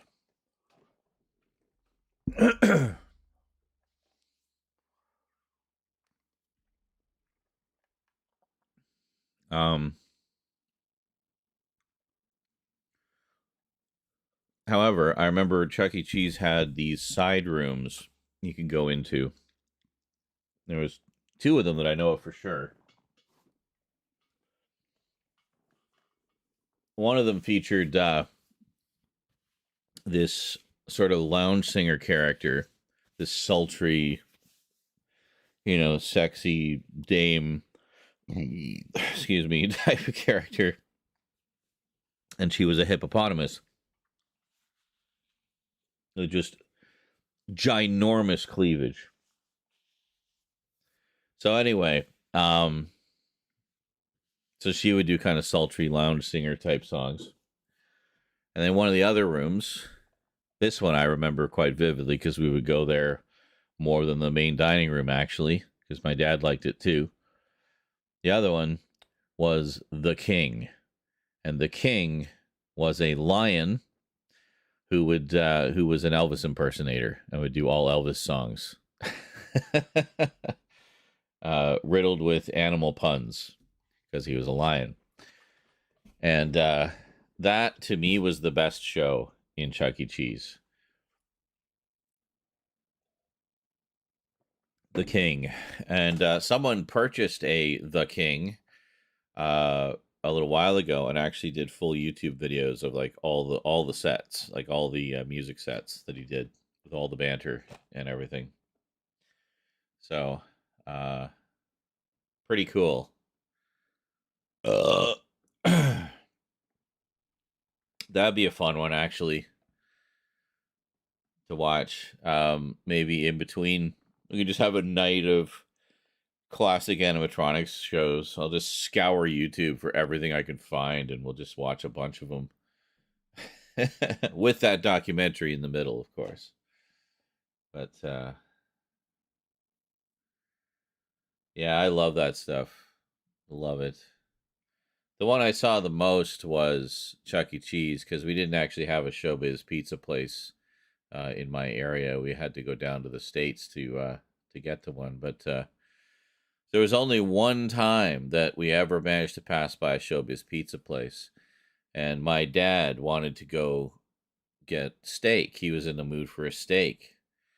And I'm like, but Showbiz pizza place. And I tried to explain it. I tried to like rationalize with him first off that we don't have those in Canada, and I've been wanting to see that animatronics show and stuff. And he said, "Yeah, but you know they're all kind of the same." He wasn't having any of it, so I just went into full like, you know, moody teenager tantrum mode. I was like 13 at the time, so you know that's okay. You're allowed to have the moody tantrums still at that age. Until finally he relented, and then so we went, and you know the so-so pizza wasn't what he was craving food-wise, but he said he really enjoyed the show. So it's kind of a bittersweet memory of my dad and I. On the one hand, I felt bad for throwing the tantrum, but on the other hand, that's the only time I ever got to a Showbiz pizza place. So if I hadn't thrown that tantrum, if I hadn't been that immature little shit, I never would have had that experience. So no regrets. And Dad enjoyed the show. And there were many, many more steak dinners after that. So I like to think we made up for it.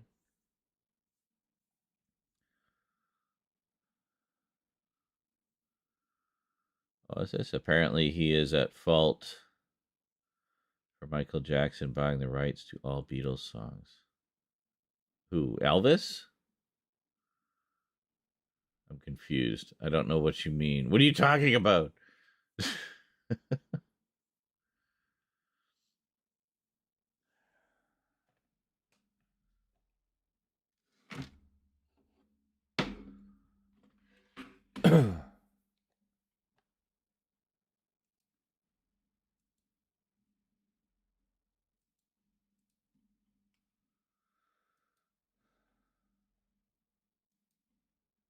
Oh, right.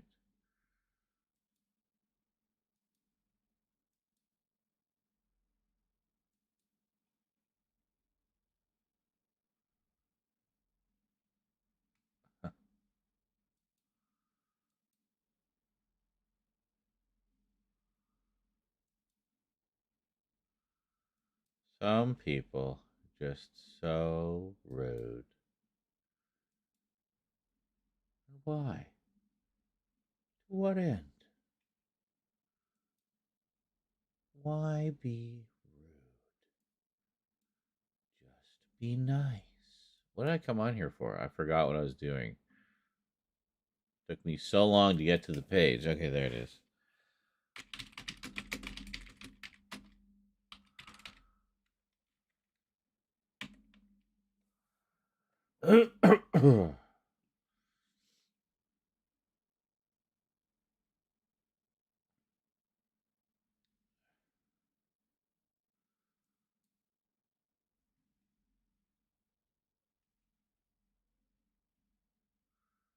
Well, shit. There's a whole page dedicated to the king called The King Robot.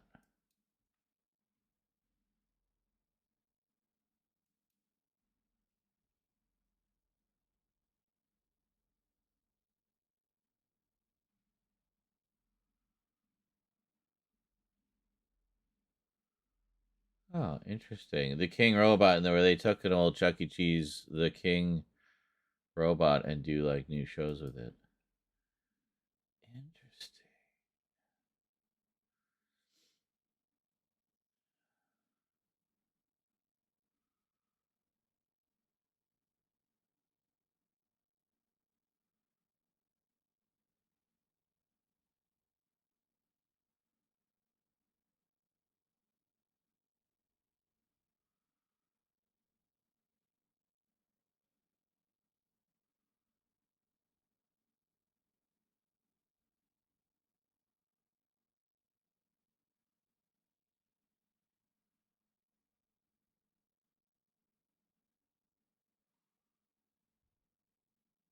Cool. I was just looking up on YouTube, seeing how many videos there are of the King. King Cat. Excellent.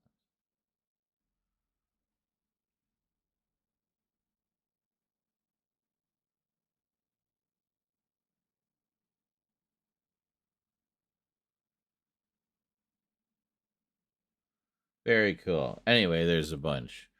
So I'll probably be checking some of those out later.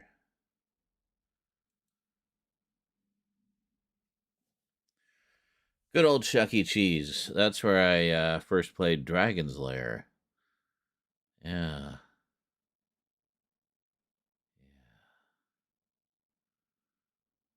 Well, damn. Makes me wish I had some cheap, barely adequate pizza in front of me, and I'd fire up Dragon's Lair, and we'd play Dragon's Lair right now.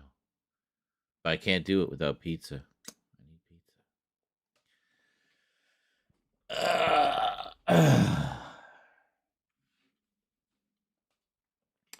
It is the same time here, TJ, by the way. I just noticed what you said. Yes, it appears we are in the same time zone. Yes, indeed.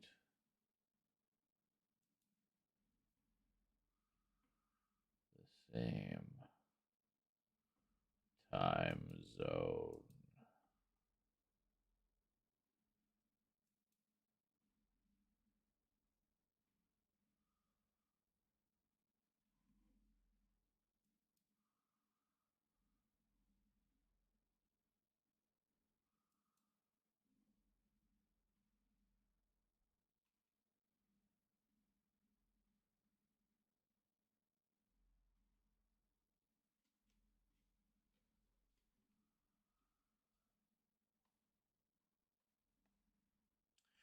So I finished The Peripheral earlier on Amazon Prime. Very good bit of brain bending dystopian cyberpunk sci-fi. Very good. I enjoyed it. I look forward to the second season, which apparently has been greenlit. So, yay. Yay for shows I like, going beyond one season. And I got to get caught up on Invincible. Episode 3 dropped last week. I haven't watched it yet. I think new episodes come out on Thursdays for that. So, yeah.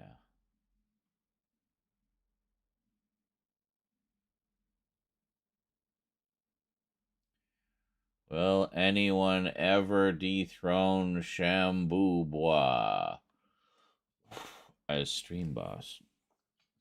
Excuse me. We're down to 1305 because we had a few little contributions earlier. A couple of,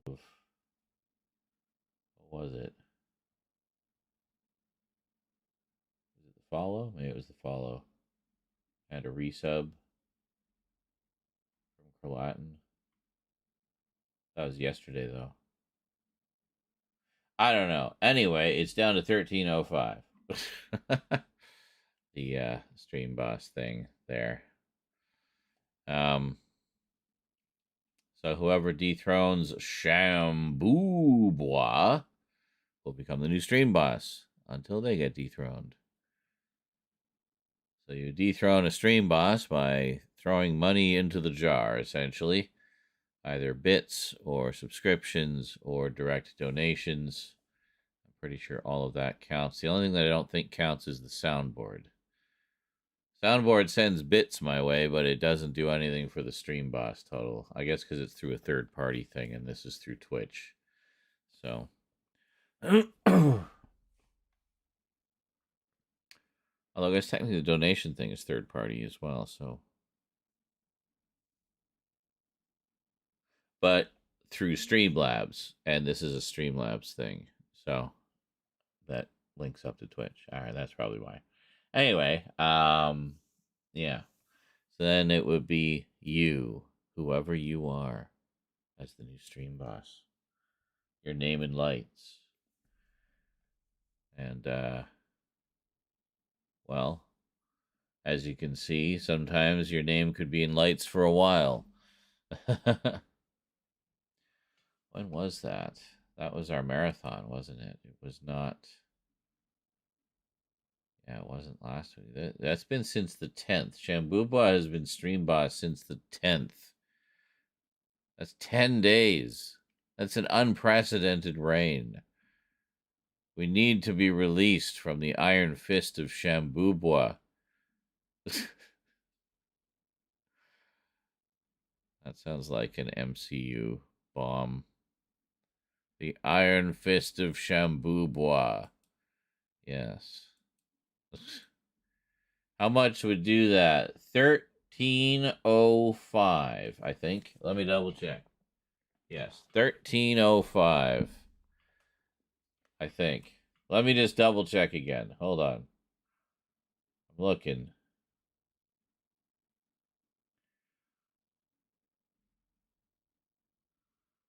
Where the hell is it? There.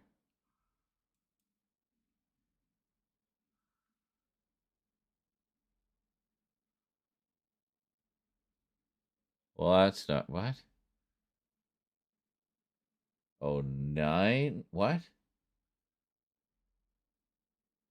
No, that's the donation goal. Oh my god. 1305. Yeah, but then that would leave 8004 on the donation goal. Oh my god, is there no way to make them both even? Oh my god. How did it get this broken?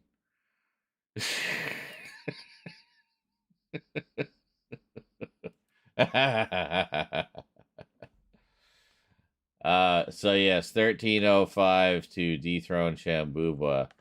1306 to guarantee it.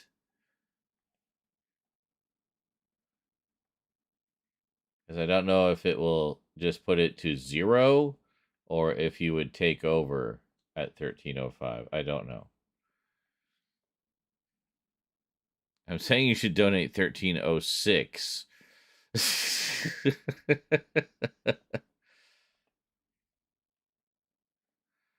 Oh my god. 1306 to guarantee your stream boss status. 1309 if you want to even up the donation goal amount.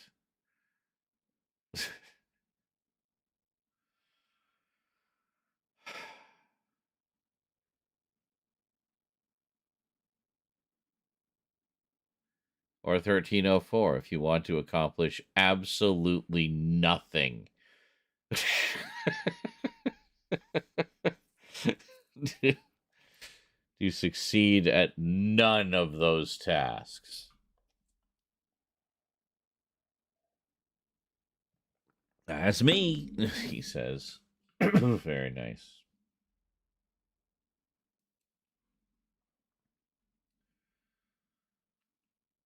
Very nice, very nice.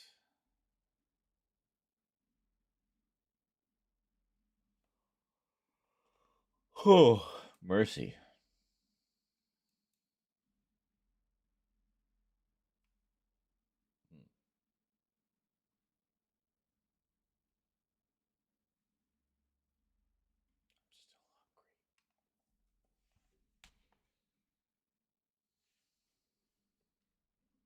Almost feel like making nachos.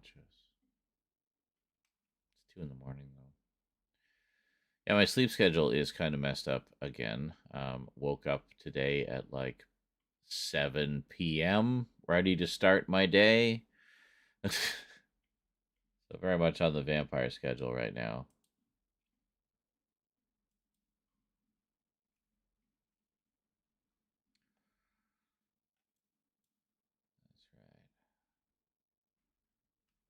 That's right. Vampire.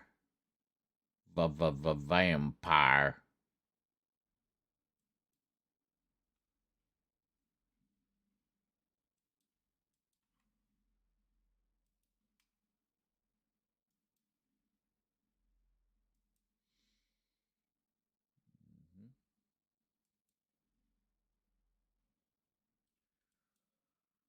Huh?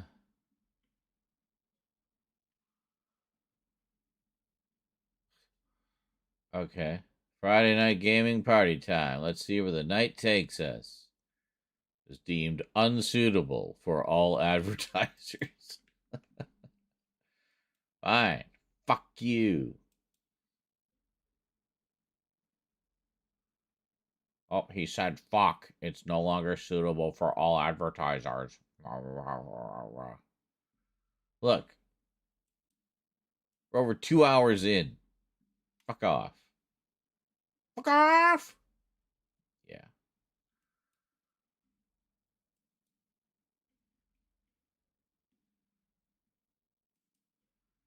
I mean, I make more from the super thanks on YouTube anyway than I do from any ad revenue on these things, so really don't matter to me one way or t'other. I'm still getting paid one way or t'other.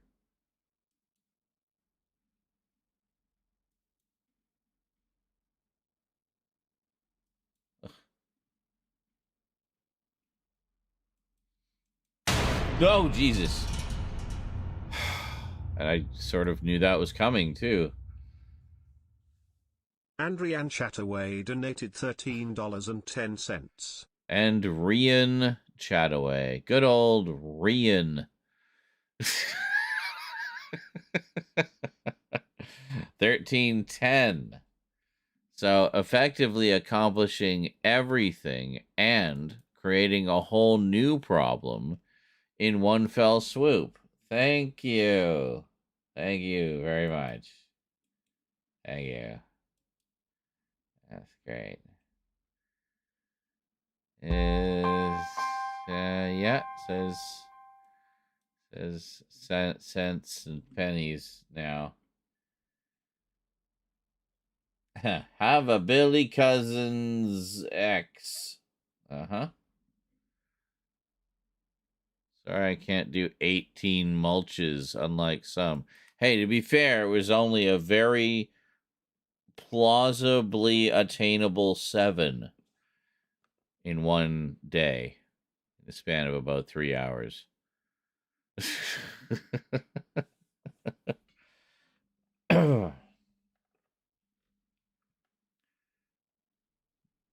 No, this was yesterday. I'm not talking the distant past. It was literally yesterday. I don't know if you were here for that. Oh, you were here, yes, yesterday. Are you sure? Are you sure it was you and not someone that you just think was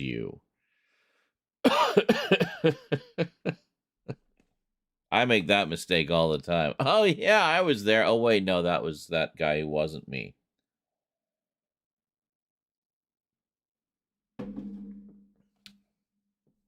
May have been Kralatin. Yes. Where's Kralatin? He just.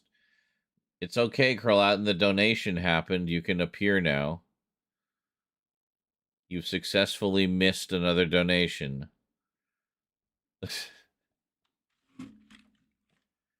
I will laugh if he does, in fact, show up right now.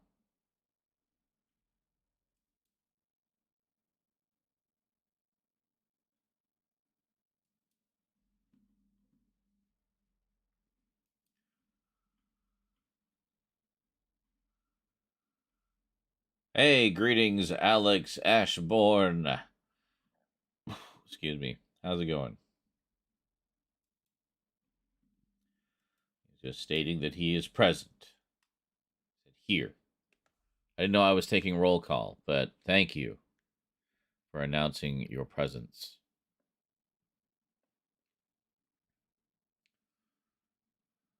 Do you frequently mistake yourself for Kralatin, Quack? Is this something that will require many, many years of deep, intensive therapy?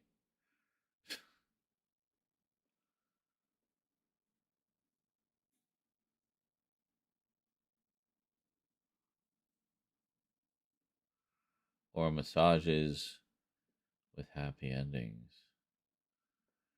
Is it possible if you decide to buy the entire Ultraman series on both Blu-ray and DVD by Milk Creek Entertainment? I would like to have them, but honestly, there's just so freaking many. I don't know that it's feasibly possible at this point. I didn't realize there was that much Ultraman out there, honestly. I thought it was just a few shows and movies. So, Alex, if you're interested, I have a lot of them I'm looking to sell. Okay. I have a feeling Alex may already have them all.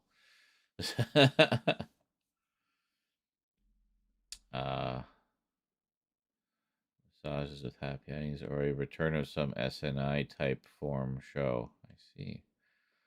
I was thinking some kind of podcasty type format of some kind, where we would talk about, you know,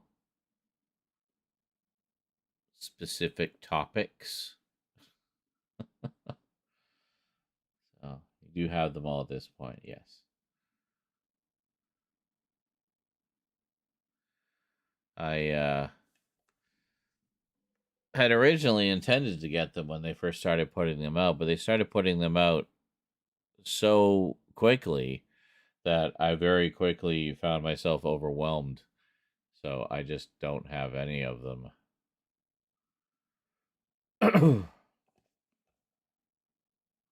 But I'd love to. I'd love to have all of those. It's a franchise I've been interested in for ages, but really haven't seen anything of it.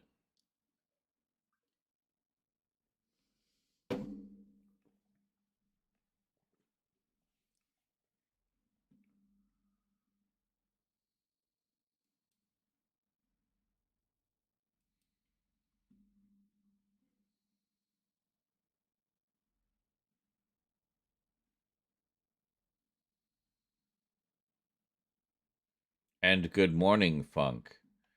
You too, eh? I see. Funk also likes massages with happy endings. Well, I mean, don't we all? Just relieves all that stress, as it were.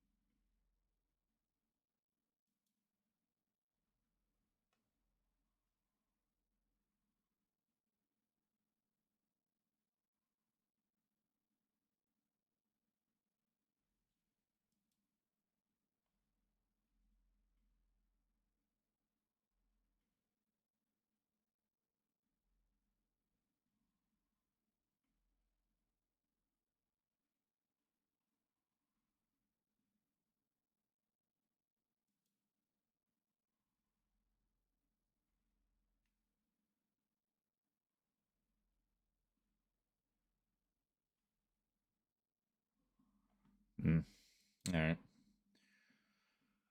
Sorry, a little distracted there. That happens from time to time. You'll never know what it was. It's usually something quite boring. In this case, I was trying to figure out how to navigate certain aspects of Quora, but it eluded me slightly. Oh well, another time. I'm sure I'll figure it out. Just share. No. I must keep my secrets. My boring, boring secrets. God damn it. Now I've got the munchies.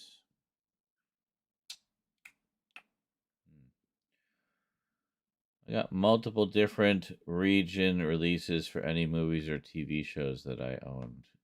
Yes, a few. Count Duckula. I have both the Region 1 release of Season 1 and the Region 2 release of the complete series. So there's 26 episodes of duplication there.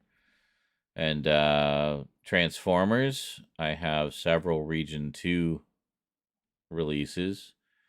I have pretty much all of the Region 1 releases.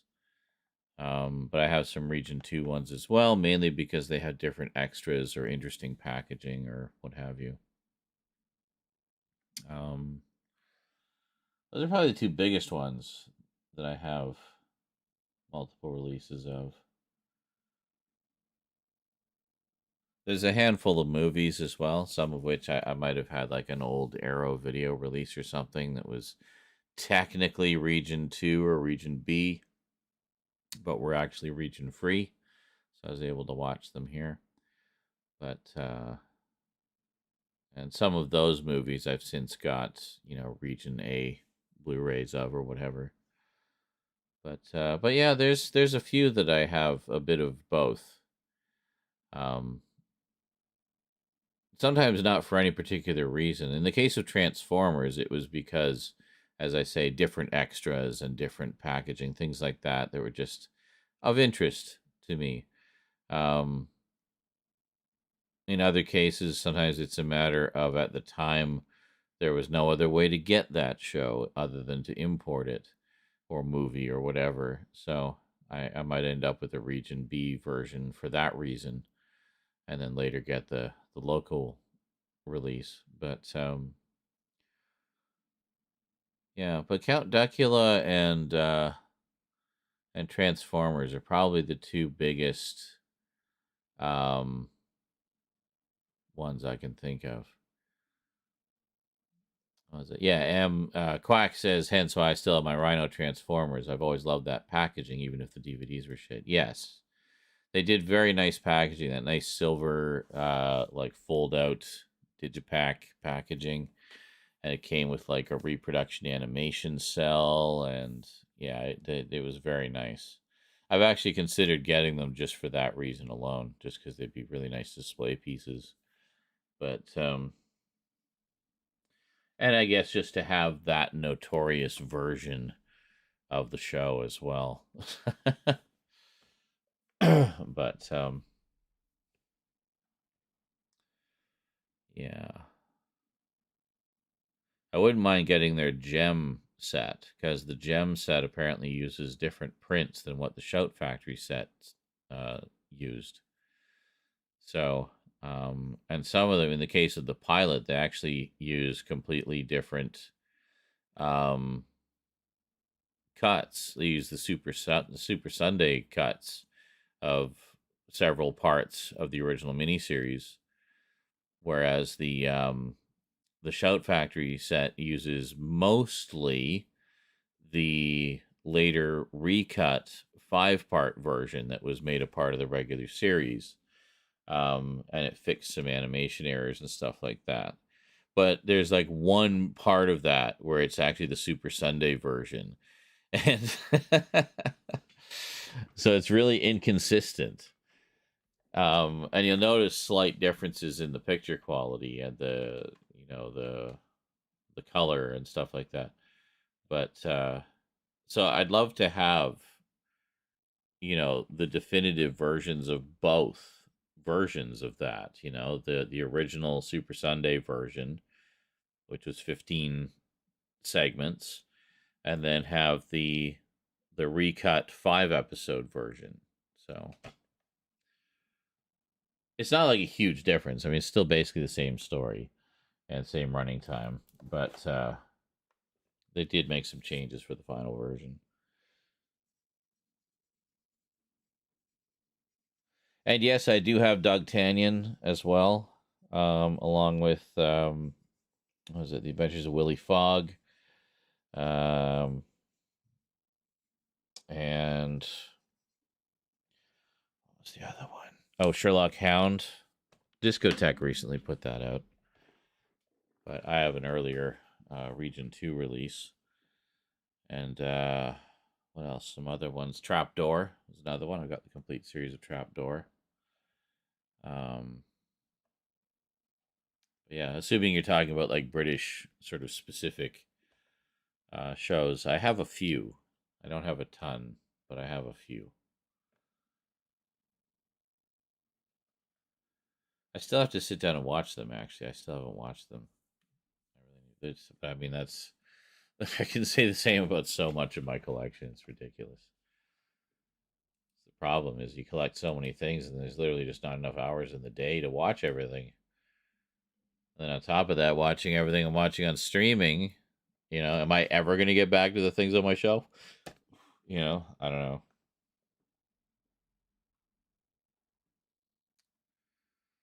It's crazy.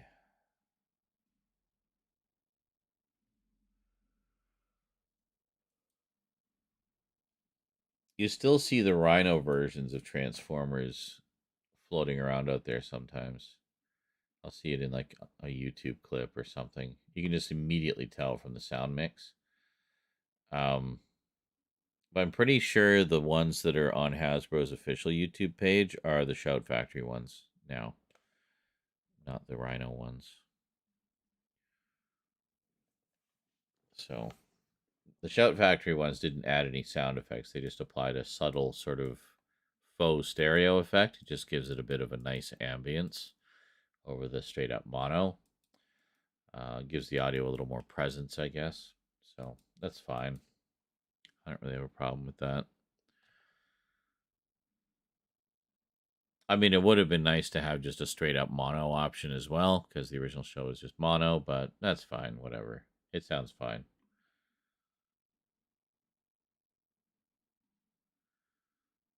Seems to be this paranoia with some of the studios. Like, oh, we can't just release mono in this day and age of stereo and surround sound. That would be considered a substandard product. It's like, I'm pretty sure most people wouldn't care. They'd just be happy to have the show.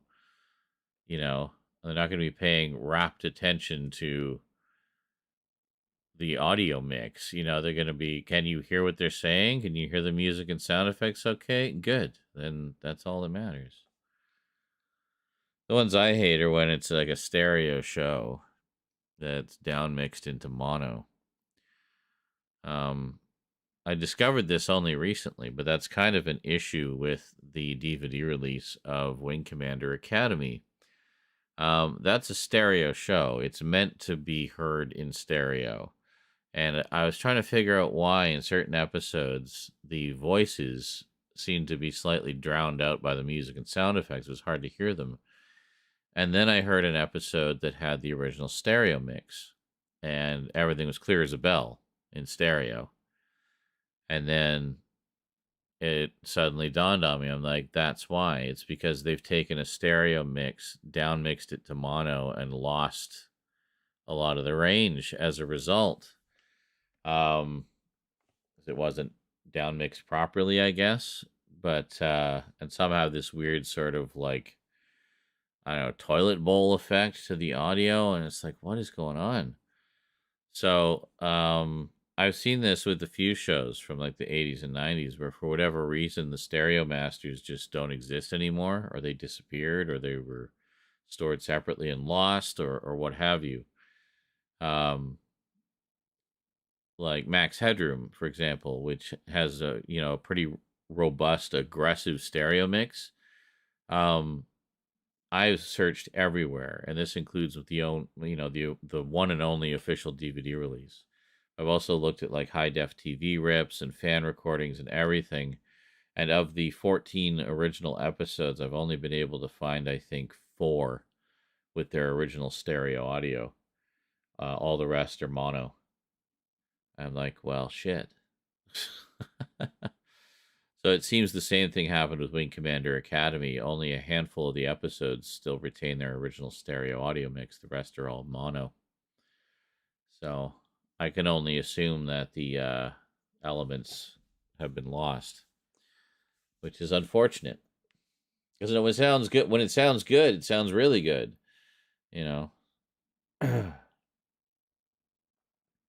I started to notice that when there were certain shows that I knew I had seen in stereo when they originally aired, but the DVD releases were not stereo. Well, another one that springs to mind was Sky Commanders, which was a Hanna-Barbera series that was based on a toy line from like 1987 or 88, I think. It's kind of right at the tail end of that era. And I remember thinking the show was okay. I enjoyed it for what it was.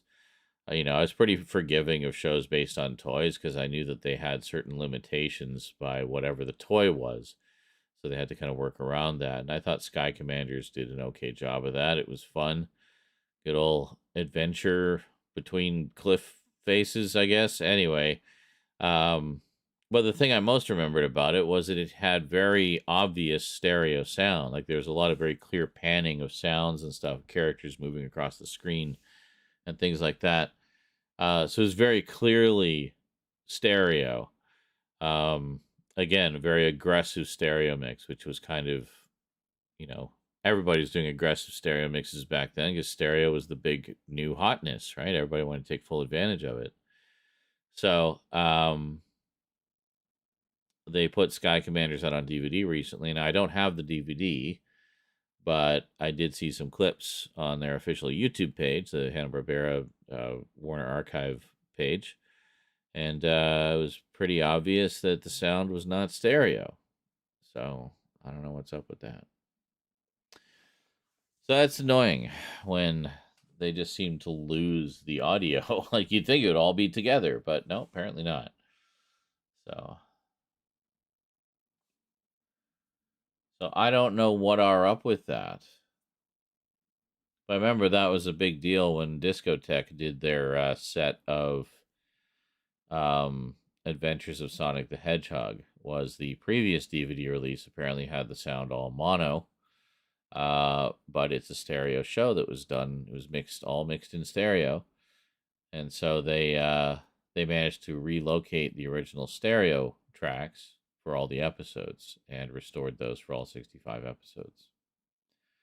So that's good. So that says to me these other shows, the stereo tracks have got to be out there somewhere.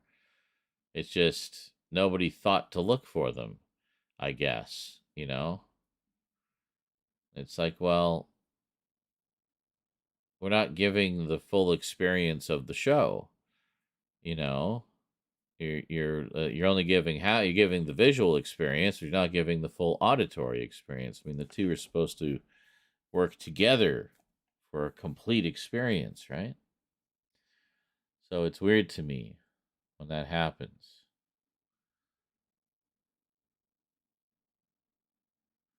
I remember learning a lot about that watching the featurettes about the restoration of Voltron when they got the original film prints of Go Line and Die Rugger, as well as got the original broadcast master tapes of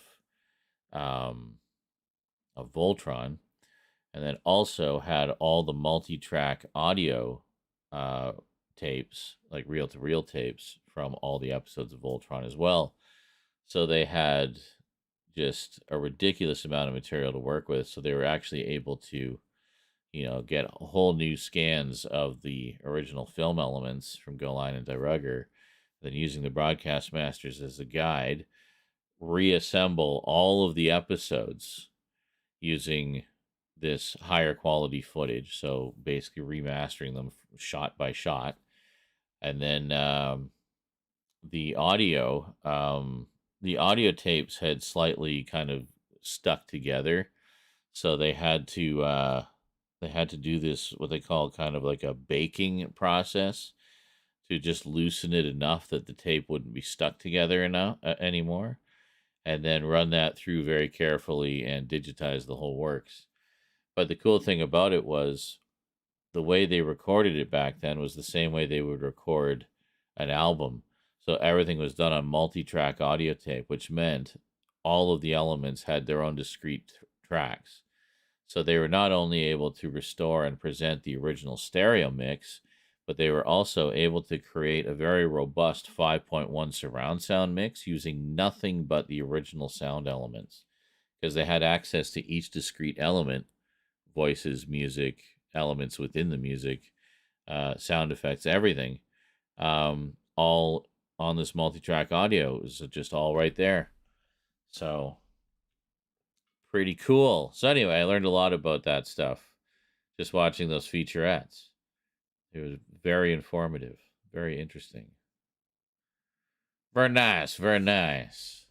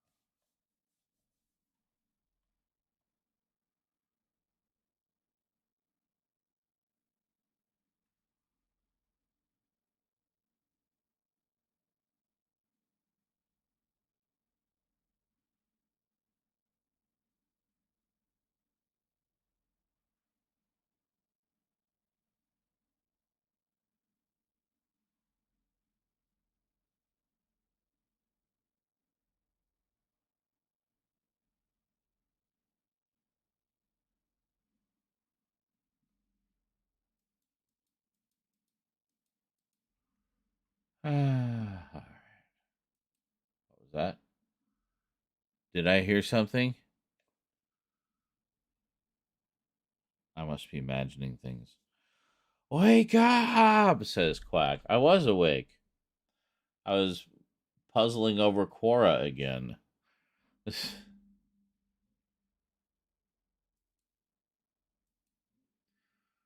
Puzzling over Quora, hero of the new frontier. I don't know. Now I'm looking at pictures of beautiful Gothic women, which I will post in the Gothic People Pics channel on my Discord, if you'd like to see them.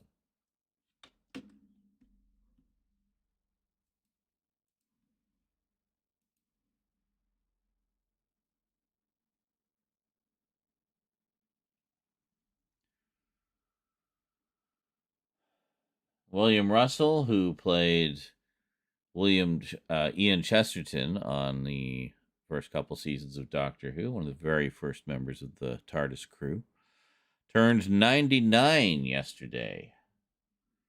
99. Fantastic.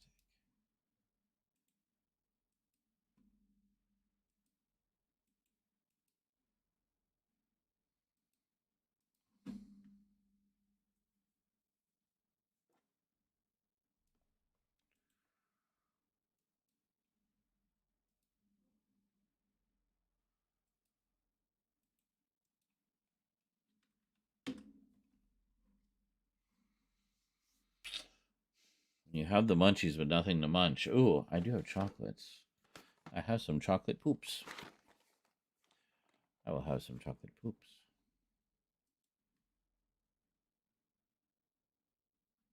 Quorum. Well, no. It ends with an A. Quora. It is a website where people ask questions and then other people answer them.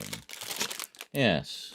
They're called rosebuds, but they look like little chocolate poops. Rosebuds or rosettes if you want to be a pretentious French fuck. There we go. Paradise. Paradise is poop. And that's basically what they look like in there.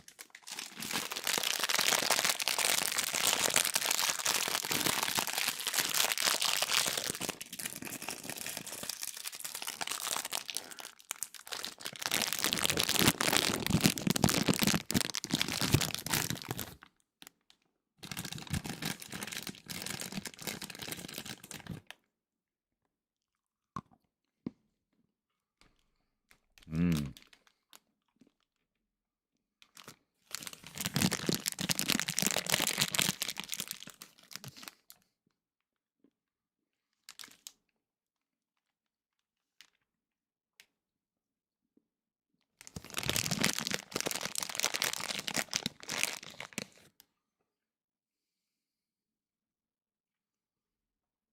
See? Just a little, a flowerette of chocolate. Kind of like a Hershey's Kiss, but more flowery.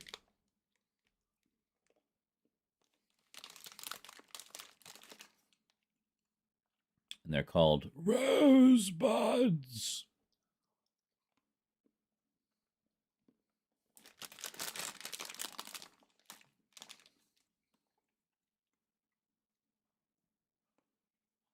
So what's new in the world of quack quack?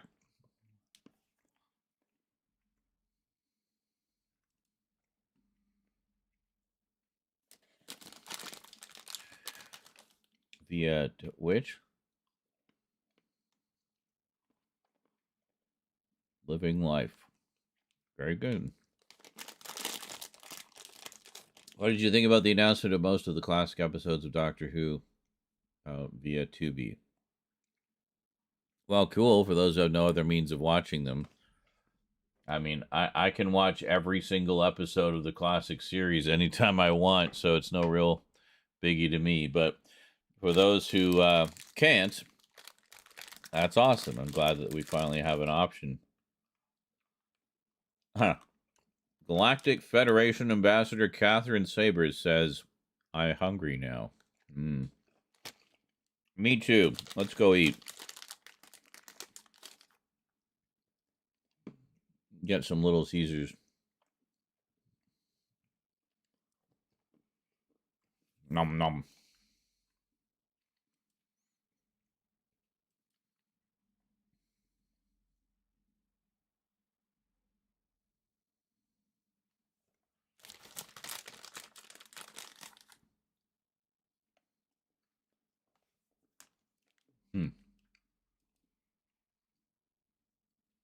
Catherine Sabers of the Night Sabers? Guessing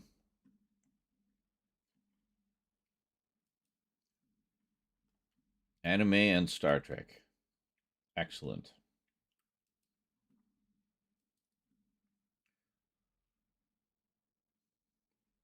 How far away is Cass from me? About a 2-hour drive. Thereabouts.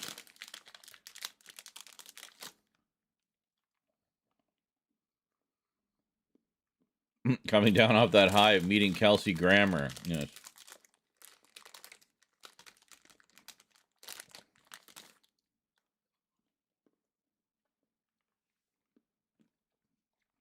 Oh yeah, Bubblegum Crisis is great. I've never actually seen the later one they did. The longer series. I've only seen the original. And its spin-offs. But, Especially if you're a Blade Runner fan. There's so many references to Blade Runner in it. It's almost ridiculous.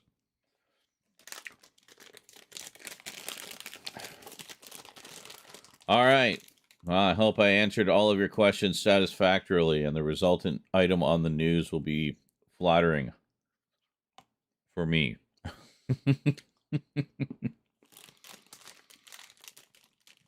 Absolutely not. All right. Well, I can always hope, right? Absolutely not. You know this is going to be a hit piece. Full of gotcha journalism.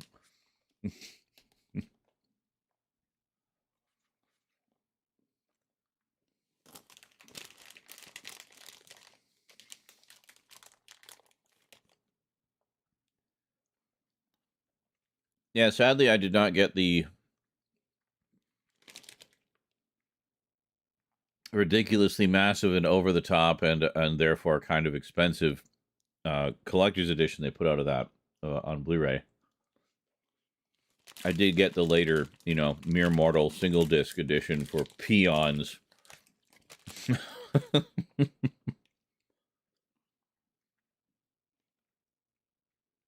But I was pretty happy with it, honestly.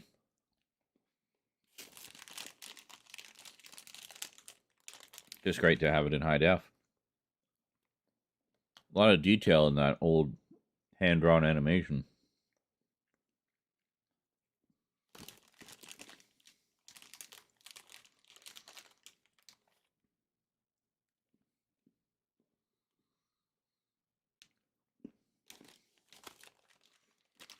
Mm-hmm.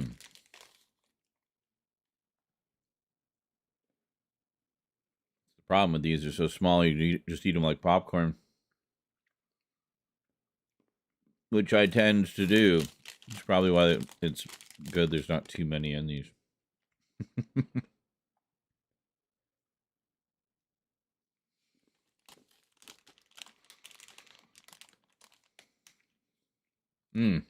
Okay, so you did get the big set. Yeah.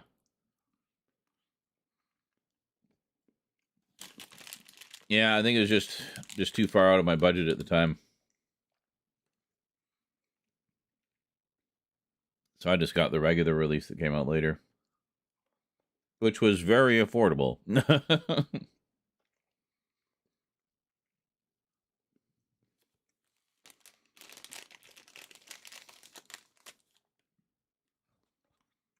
Megazone 2-3. I still have the old ADV DVDs of that.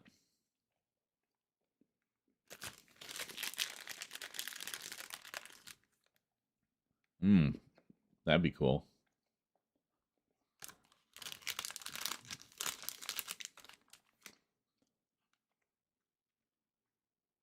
The series that Robotech the movie was based on / re-edited from.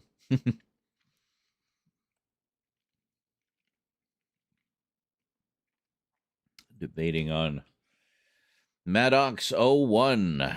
That's a classic. It is nice, though, that we're getting all of these great old animes, kind of giving them a second lease on life. With companies like Discotech and whatnot, really putting the spotlight back on them and giving them all the royal treatment. That's great.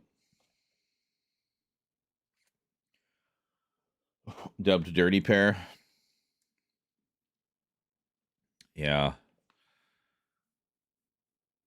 Old anime, best anime. Hell yeah. I wish I was made of money. I would buy so many of Discotech's titles. All their giant robot stuff. All their Captain Harlock stuff. Everything. Well, who knows? Maybe I'll suddenly just explode as a content creator and then just have money coming in hand over fist. And it'll all go straight to Discotech.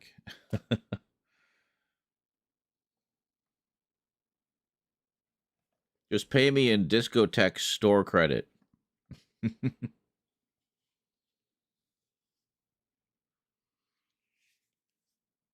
But yeah.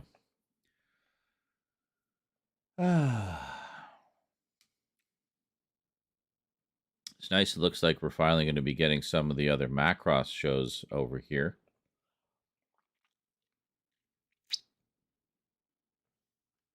Including Macross 7, which is kind of significant, being the first series prequel to or sequel to the original Macross series.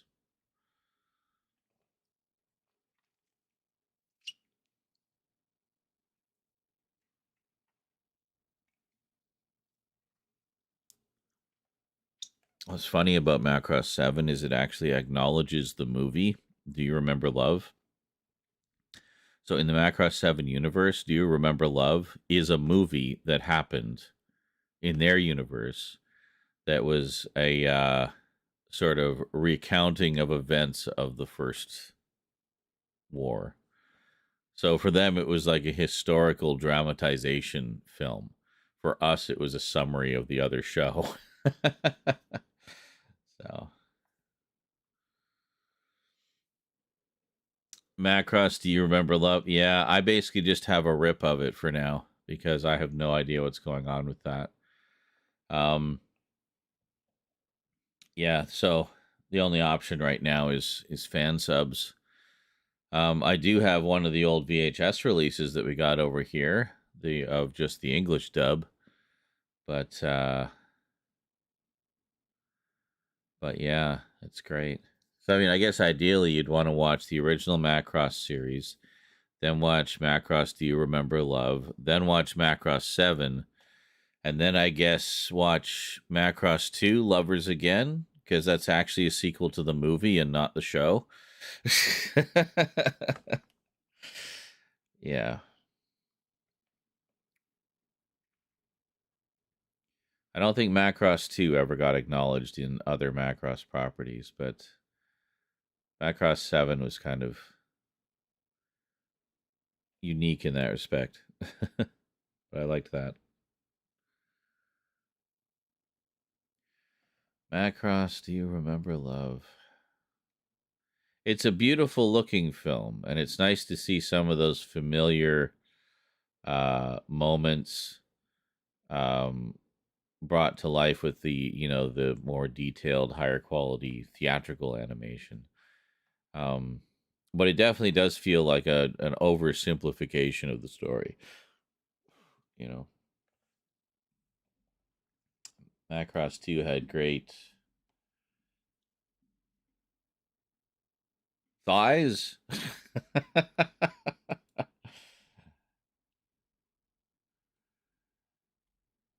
The animation, yeah, and I thought the music was pretty good too. I thought it had a pretty good soundtrack. That's kind of a given. You have to have good music if you're going to call yourself a Macross series. Yeah. My introduction to Macross 2 was a couple random issues of the comic. It was being reprinted as just regular comic size here rather than nowadays it would be done as like a chunky manga volume, but back then they would just reprint them as regular, American style comics, black and white. So I had a couple random issues of Macross 2 from that, and I didn't know what it was. I didn't know like that it tied into a show or what it was. And then we got the VHS releases of the original show, like the 6-part OVA. So they released it as 3 volumes, 2 episodes apiece. I bought all 3 volumes, and I thought it was all right. I was a little confused where it fell into the continuity at first. And then I learned later, quite a bit later actually, that it was intended to be a sequel to Do You Remember Love and not necessarily a sequel to the original Super Dimensional Fortress Macross. So, yeah. I was like, huh, interesting. And then, yeah, and then there's all the other ones like Macross Zero and, fuck, what even are the other? I don't even remember. Macross Frontier was another one. Anyway, apparently we're getting most, if not all of them, out here at some point. And I think the Blu-ray, we are getting a Blu-ray of Macross 2, and for the first time, it's going to include both the movie version and the episodic versions of the stories, which is cool. And I think same goes for Macross Plus, hopefully. So.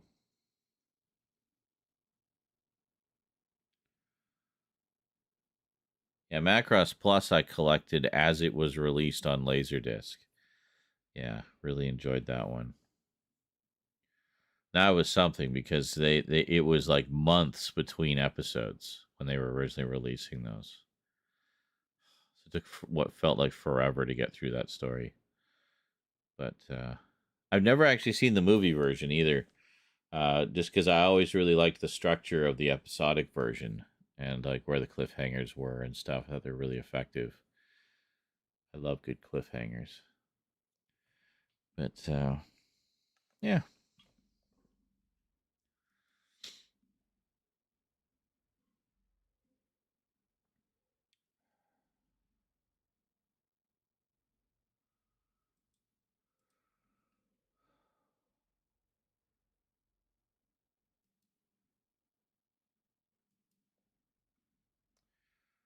Shoobada doobada.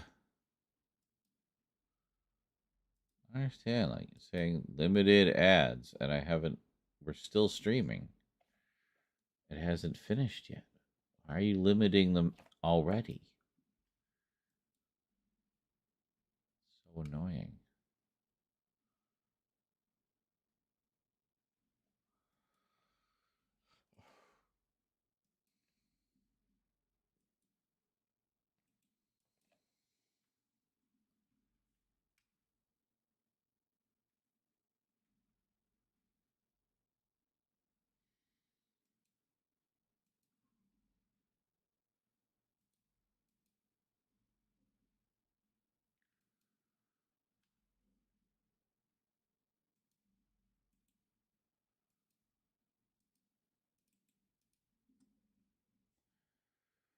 Boobada boobada boobada boobada.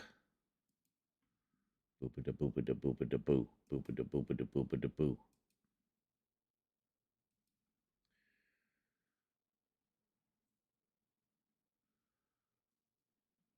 Yeah, my daddy talked about how anime was back in his day. Clamshell cases, etc. Some of them, yeah. I had a few like that I got. Like if you wanted to get fan subs, you had to know somebody in the fan community who could put you in touch with the person, you know. So there was a few that I got back in the day, and just clamshell cases and whatnot. Most of the VHS releases I get, they were just in the regular slip boxes, so no, didn't take up as much shelf space as the clamshells.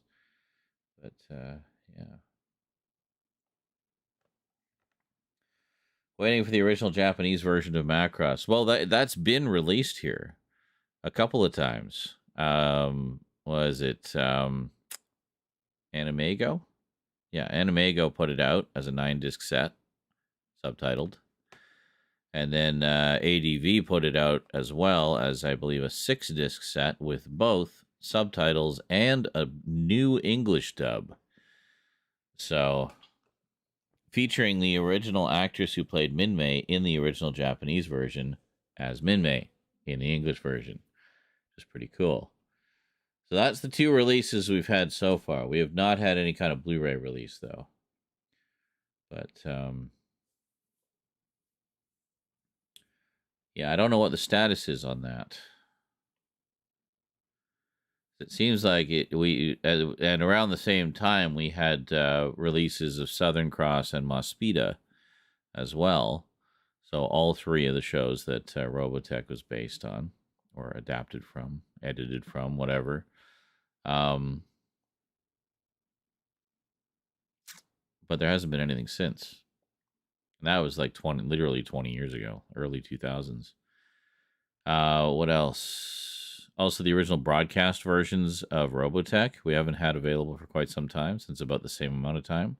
It's always been the remastered versions. Oh, Animego was amazing.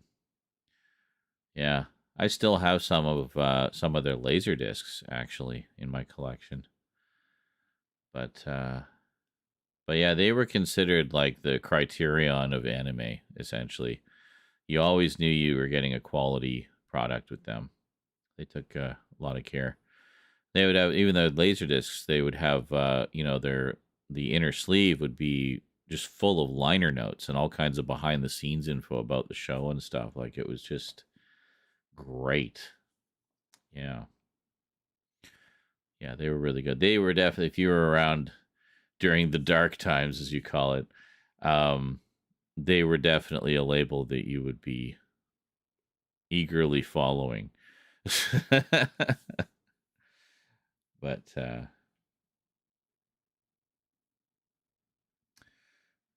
kind of thought the Blu-ray Macross stuff would have gotten released here. Same, like I'm actually, because I mean it was announced like a couple of years ago now, and we're still waiting. I did hear a more recent announcement that there is stuff definitely coming, so hopefully the wait won't be too much longer, and we'll start to actually see some of it. But in the meantime, I got my DVD of Macross Plus. So I do have all three of the Robotech Blu-ray sets as well that came out. A viewer very graciously gifted those to me to make sure I wouldn't be without them. So that was nice. But again, it's also the remastered versions. We don't like the original broadcast versions really just don't seem to get a lot of attention. And I remember the original broadcast versions were yet again different, in particular with how the music was mixed. There was a lot more music added in for the video releases and the syndicated, I guess, repeat versions. They said it was because, it's because we hadn't quite finished all the sound mixing. It's like, yeah, but it sounded good. Sometimes less is more. You don't need wall-to-wall music. There are moments where there would be no music. It was just the characters speaking and the sound effects of the environment, and it was much more impactful, I thought. But I don't know. But it'd be great to see that version again.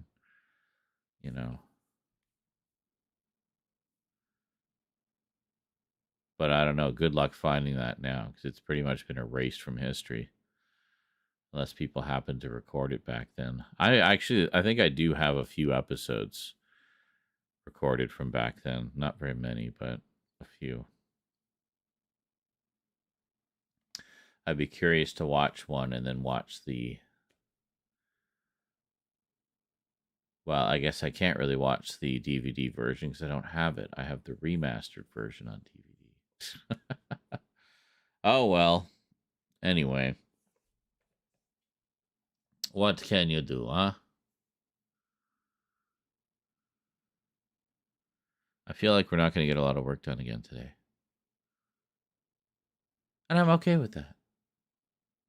As long as we have a nice time here, that's all that really matters to me. Don't matter what we're doing.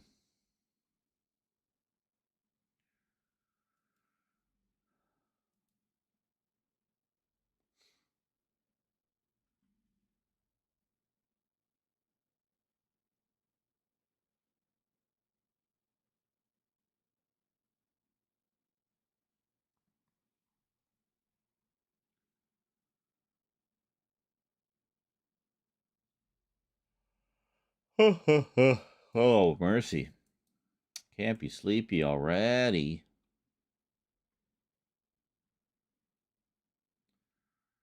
Sleepy weepy bo beepy banana fana fofipi fee fi fo meepy sleepy.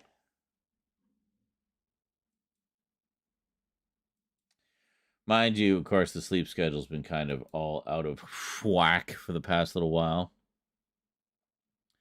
Hence the later streams, because that's just when I've been up. So I know what to tell you.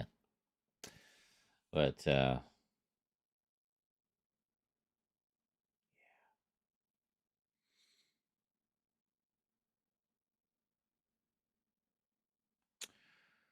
hey, Recab. Czar, how have you been, man? Been a couple months. I guess it has, yes. So, I'm keeping on, keeping on. We've been playing a lot of the fork knives and checking out all these old maps that they've been bringing back. So that's fun. Yeah, we had a pretty good Halloween. We started doing these multi-streams where I'm broadcasting all over the place around Halloween. So that's kind of cool. And to bring in people from more corners of the internet to enjoy the fun we have here. And they did, yeah. Each week they're bringing back another OG map. So they did season 5, and then they did season 6, and this week they're doing seasons 7 and 8, and then next week is seasons 9 and 10, and then I don't know what's happening after that. But it's a shorter season as well. It's only like half the length. It's like a month.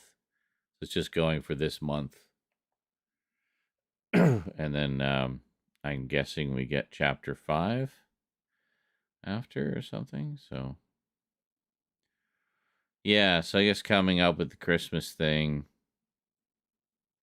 So they're just doing this and then some kind of Christmas thing. Planes. Yeah, they've got planes in it right now. And golf carts and hoverboards and ATVs. But all the cars and trucks aren't drivable anymore. Went back to the old style. They just give you metal if you smash them. But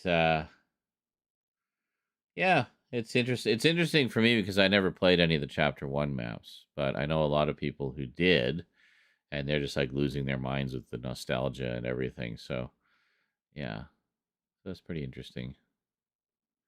Now, see if they started bringing back some chapter 2 maps, like from when I started, then I'd be all nostalgic and misty eyed over that too, So,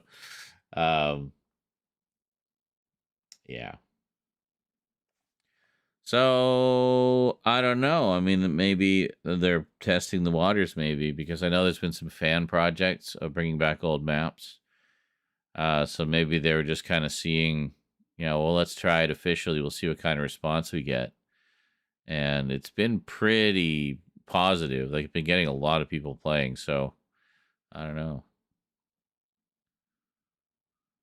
You know who wasn't an OG when you watch someone trying to get into a car or semi trying to drive it? I know, right? Yeah. But I mean, really, as soon as you look at them, you can tell that those aren't the drivable cars because they look kind of derpy, a little bit more cartoony. So, yeah.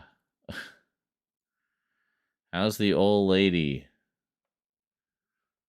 What old lady? You mean my daughter? She's fine.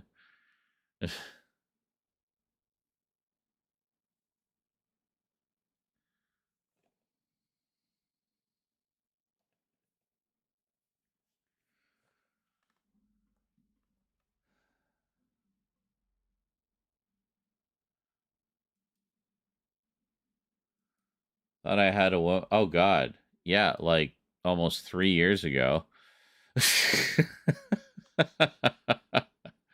Wow. That was very short-lived, dude. That was like 6 months. And then yeah. But that's very old news. Yeah. Oh, no worries. It was so long ago now I'm already past like the all the pain of it. It's just like, wow. I guess you have been out of the loop a little bit. Yeah, no, that was just disappointing because I mean it was like almost 3 years of lead up, on again, off again lead up. We finally make the magic happen, and then she just bails after like 6 months. Like, okay. Well, that was fun while it lasted. I don't know. You moved to Sweden. I think you mentioned that. Yeah, I think you mentioned that last time you were here. That's awesome. I've known many very nice people from Sweden.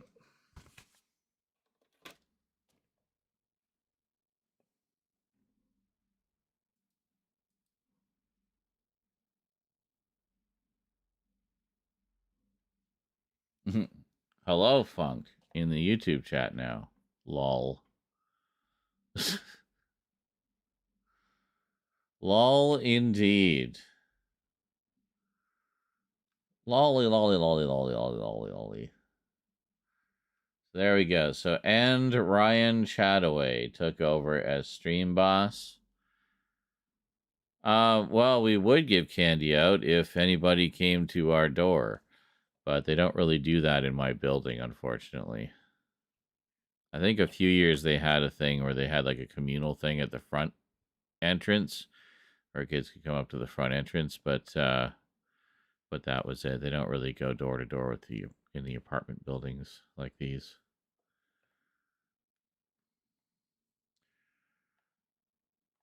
Well, there is trunk or treat. Yeah, I know Rose went out with her friends and they went to a bunch of different places and just cleaned up. She had like the hugest loot. If you guys want to see that, it's part of the Halloween stream we did, by the way. We did that live. Have I played any of the new Resident Evil games? Really? Dude, do you even watch my YouTube? All through September, I played all of Resident Evil Village and the DLC. And like last Halloween or a couple Halloweens ago, I played all of Resident Evil 7 and all the DLC. I don't know how you could miss that. But anyway, yes, I have played the Resident Evil 7 and 8 and all of the DLC. And I posted them on YouTube. You can watch them anytime.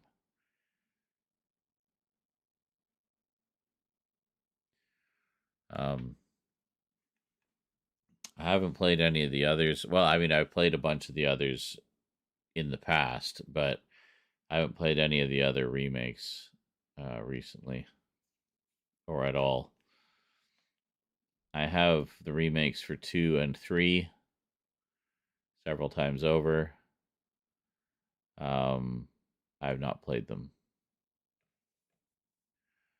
I do not have the remake for 4 yet.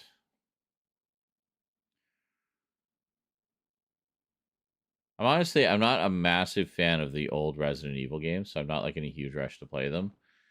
I like the newer ones, like the new direction they've been going with them with 7 and 8.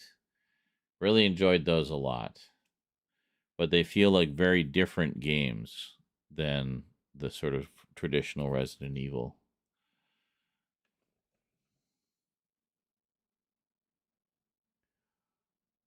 Yeah, I know. The irony of that whole thing makes me laugh, says Recab. Says, do not take candy from strangers. They have a day before Halloween dedicated to giving kids candy from strangers from their car. I know. Funny, eh?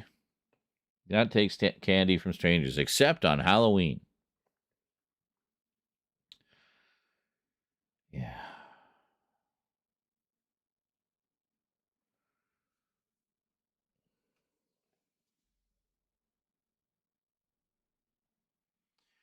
Comic books that I need to do update videos for.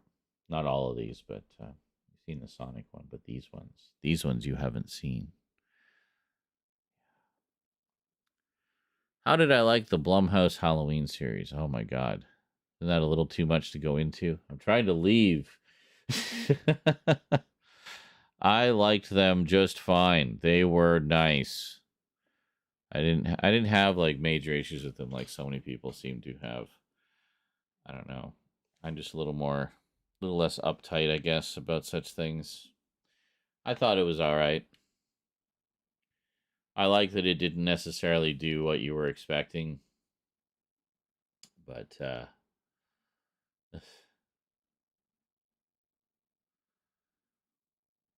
you just got in here. I can't breathe. Leave. Oh, I can.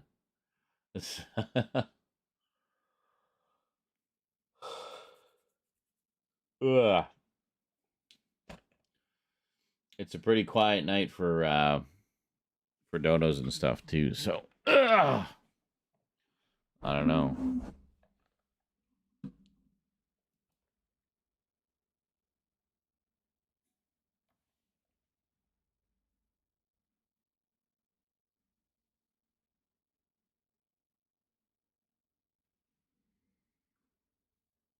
Hey, no worries, and I appreciate that. Always good to check up on folks. Apparently, yes. So how's the girlfriend? Yeah, about that.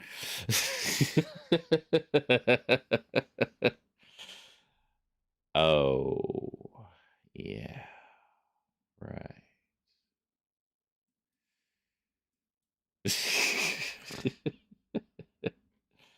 No worries. If you didn't know, you didn't know. Can't blame you for that.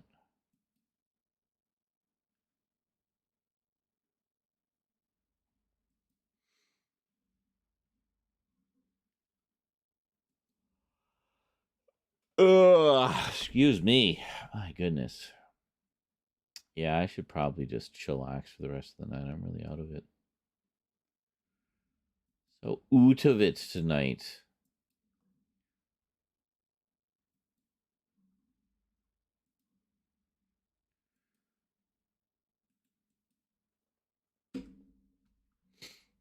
I will let you be, much love, brother. Take it easy. Smoke one for me. Yes. Yeah, I might just have a couple edibles and watch something before bed. That might be nice. Nice and relaxing. Maxing und relaxing.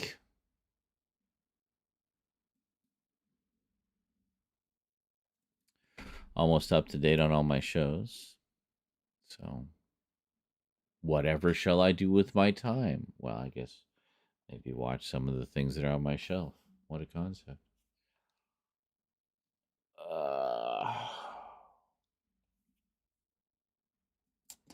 Yes, indeedly doodly.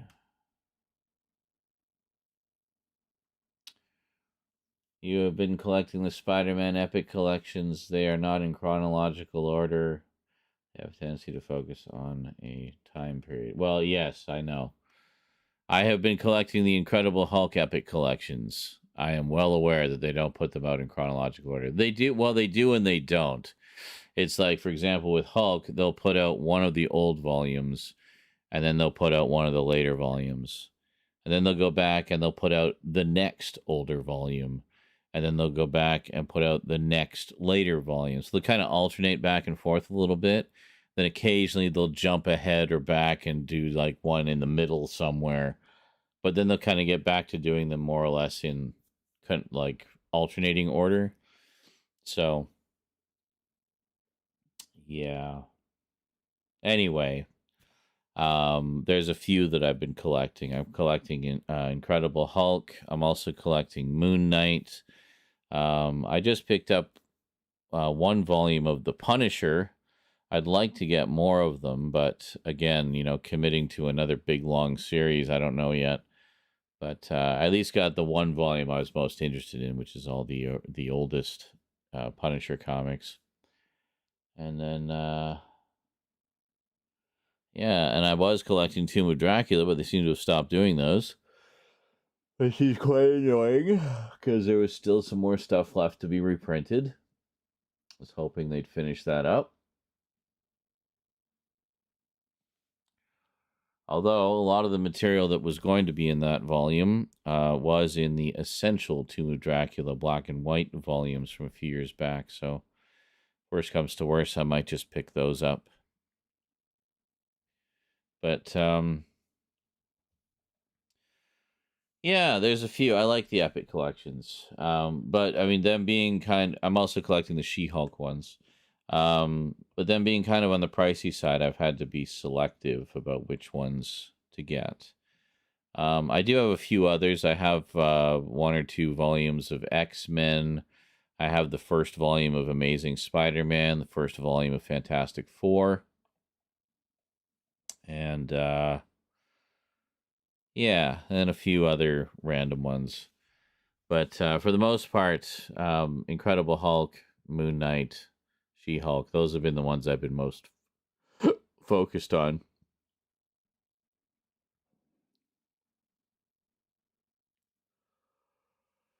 Well, yeah, they're great. I love them.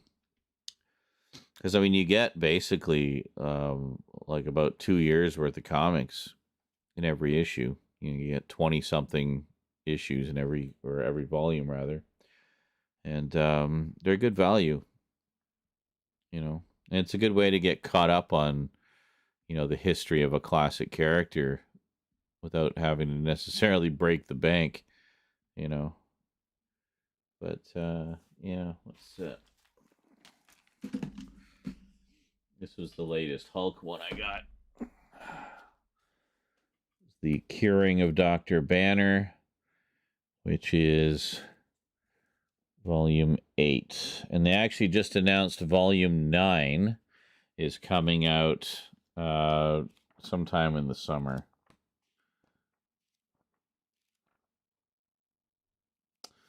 Meanwhile, they're not doing another Epic collection of the classic ones in between. They're actually doing a modern Hulk Epic collections. They're starting to do modern collections as well, like from the early 2000s, early to mid 2000s. So that's kind of cool. So we kind of get some other eras covered as well. Greetings, Colin. You have the Essential Tomb of Dracula? Yeah.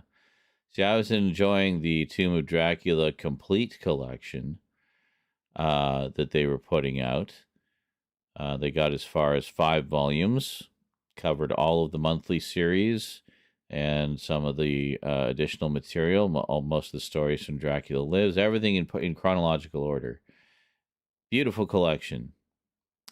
They just needed like 1 or 2 more volumes to finish off absolutely everything. Some of the black and white material that came later in particular. And they were going to put out a volume 6 last year, and they didn't. It just got canceled out of the blue. You can't even find the listing on Amazon anymore. It's just erased from history. So, yeah. So, yeah, anyways, regarding Hulk, I was like, cool, I'll get the modern ones too, because I haven't read very many of those. So they're starting with that one. I don't know if they're going to... It's probably going to be the same thing that they do with the regular Epic collections. They just kind of jump around, cover different story arcs, different eras. But for now, they're starting with Volume 1, which reprints the first 12 issues of the early 2000s Hulk series, and a few other comics as well. But they're the same size. They're like 400 or 500 page collections. So, yeah, so that'd be cool. And they're doing that for a few. If you look up Marvel Modern Epic Collection, you can see which ones they're doing. There's not a ton of them yet. I think they're kind of testing the waters, see what kind of interest there is. But I definitely plan to support the Hulk one because, I mean, I know for a fact that's a lot of stories I've never read before, so it'll all be new to me. So, yeah, pretty cool. And, Hulk's my boy. I grew up watching the old Bill Bixby, Lou Ferrigno shows, so the Hulk's always had a special place for me. And I think having a lot of anger issues as a kid and teenager, I relate to the Hulk a lot. And having social anxiety and social awkwardness, I relate to the Hulk a lot. But, yeah.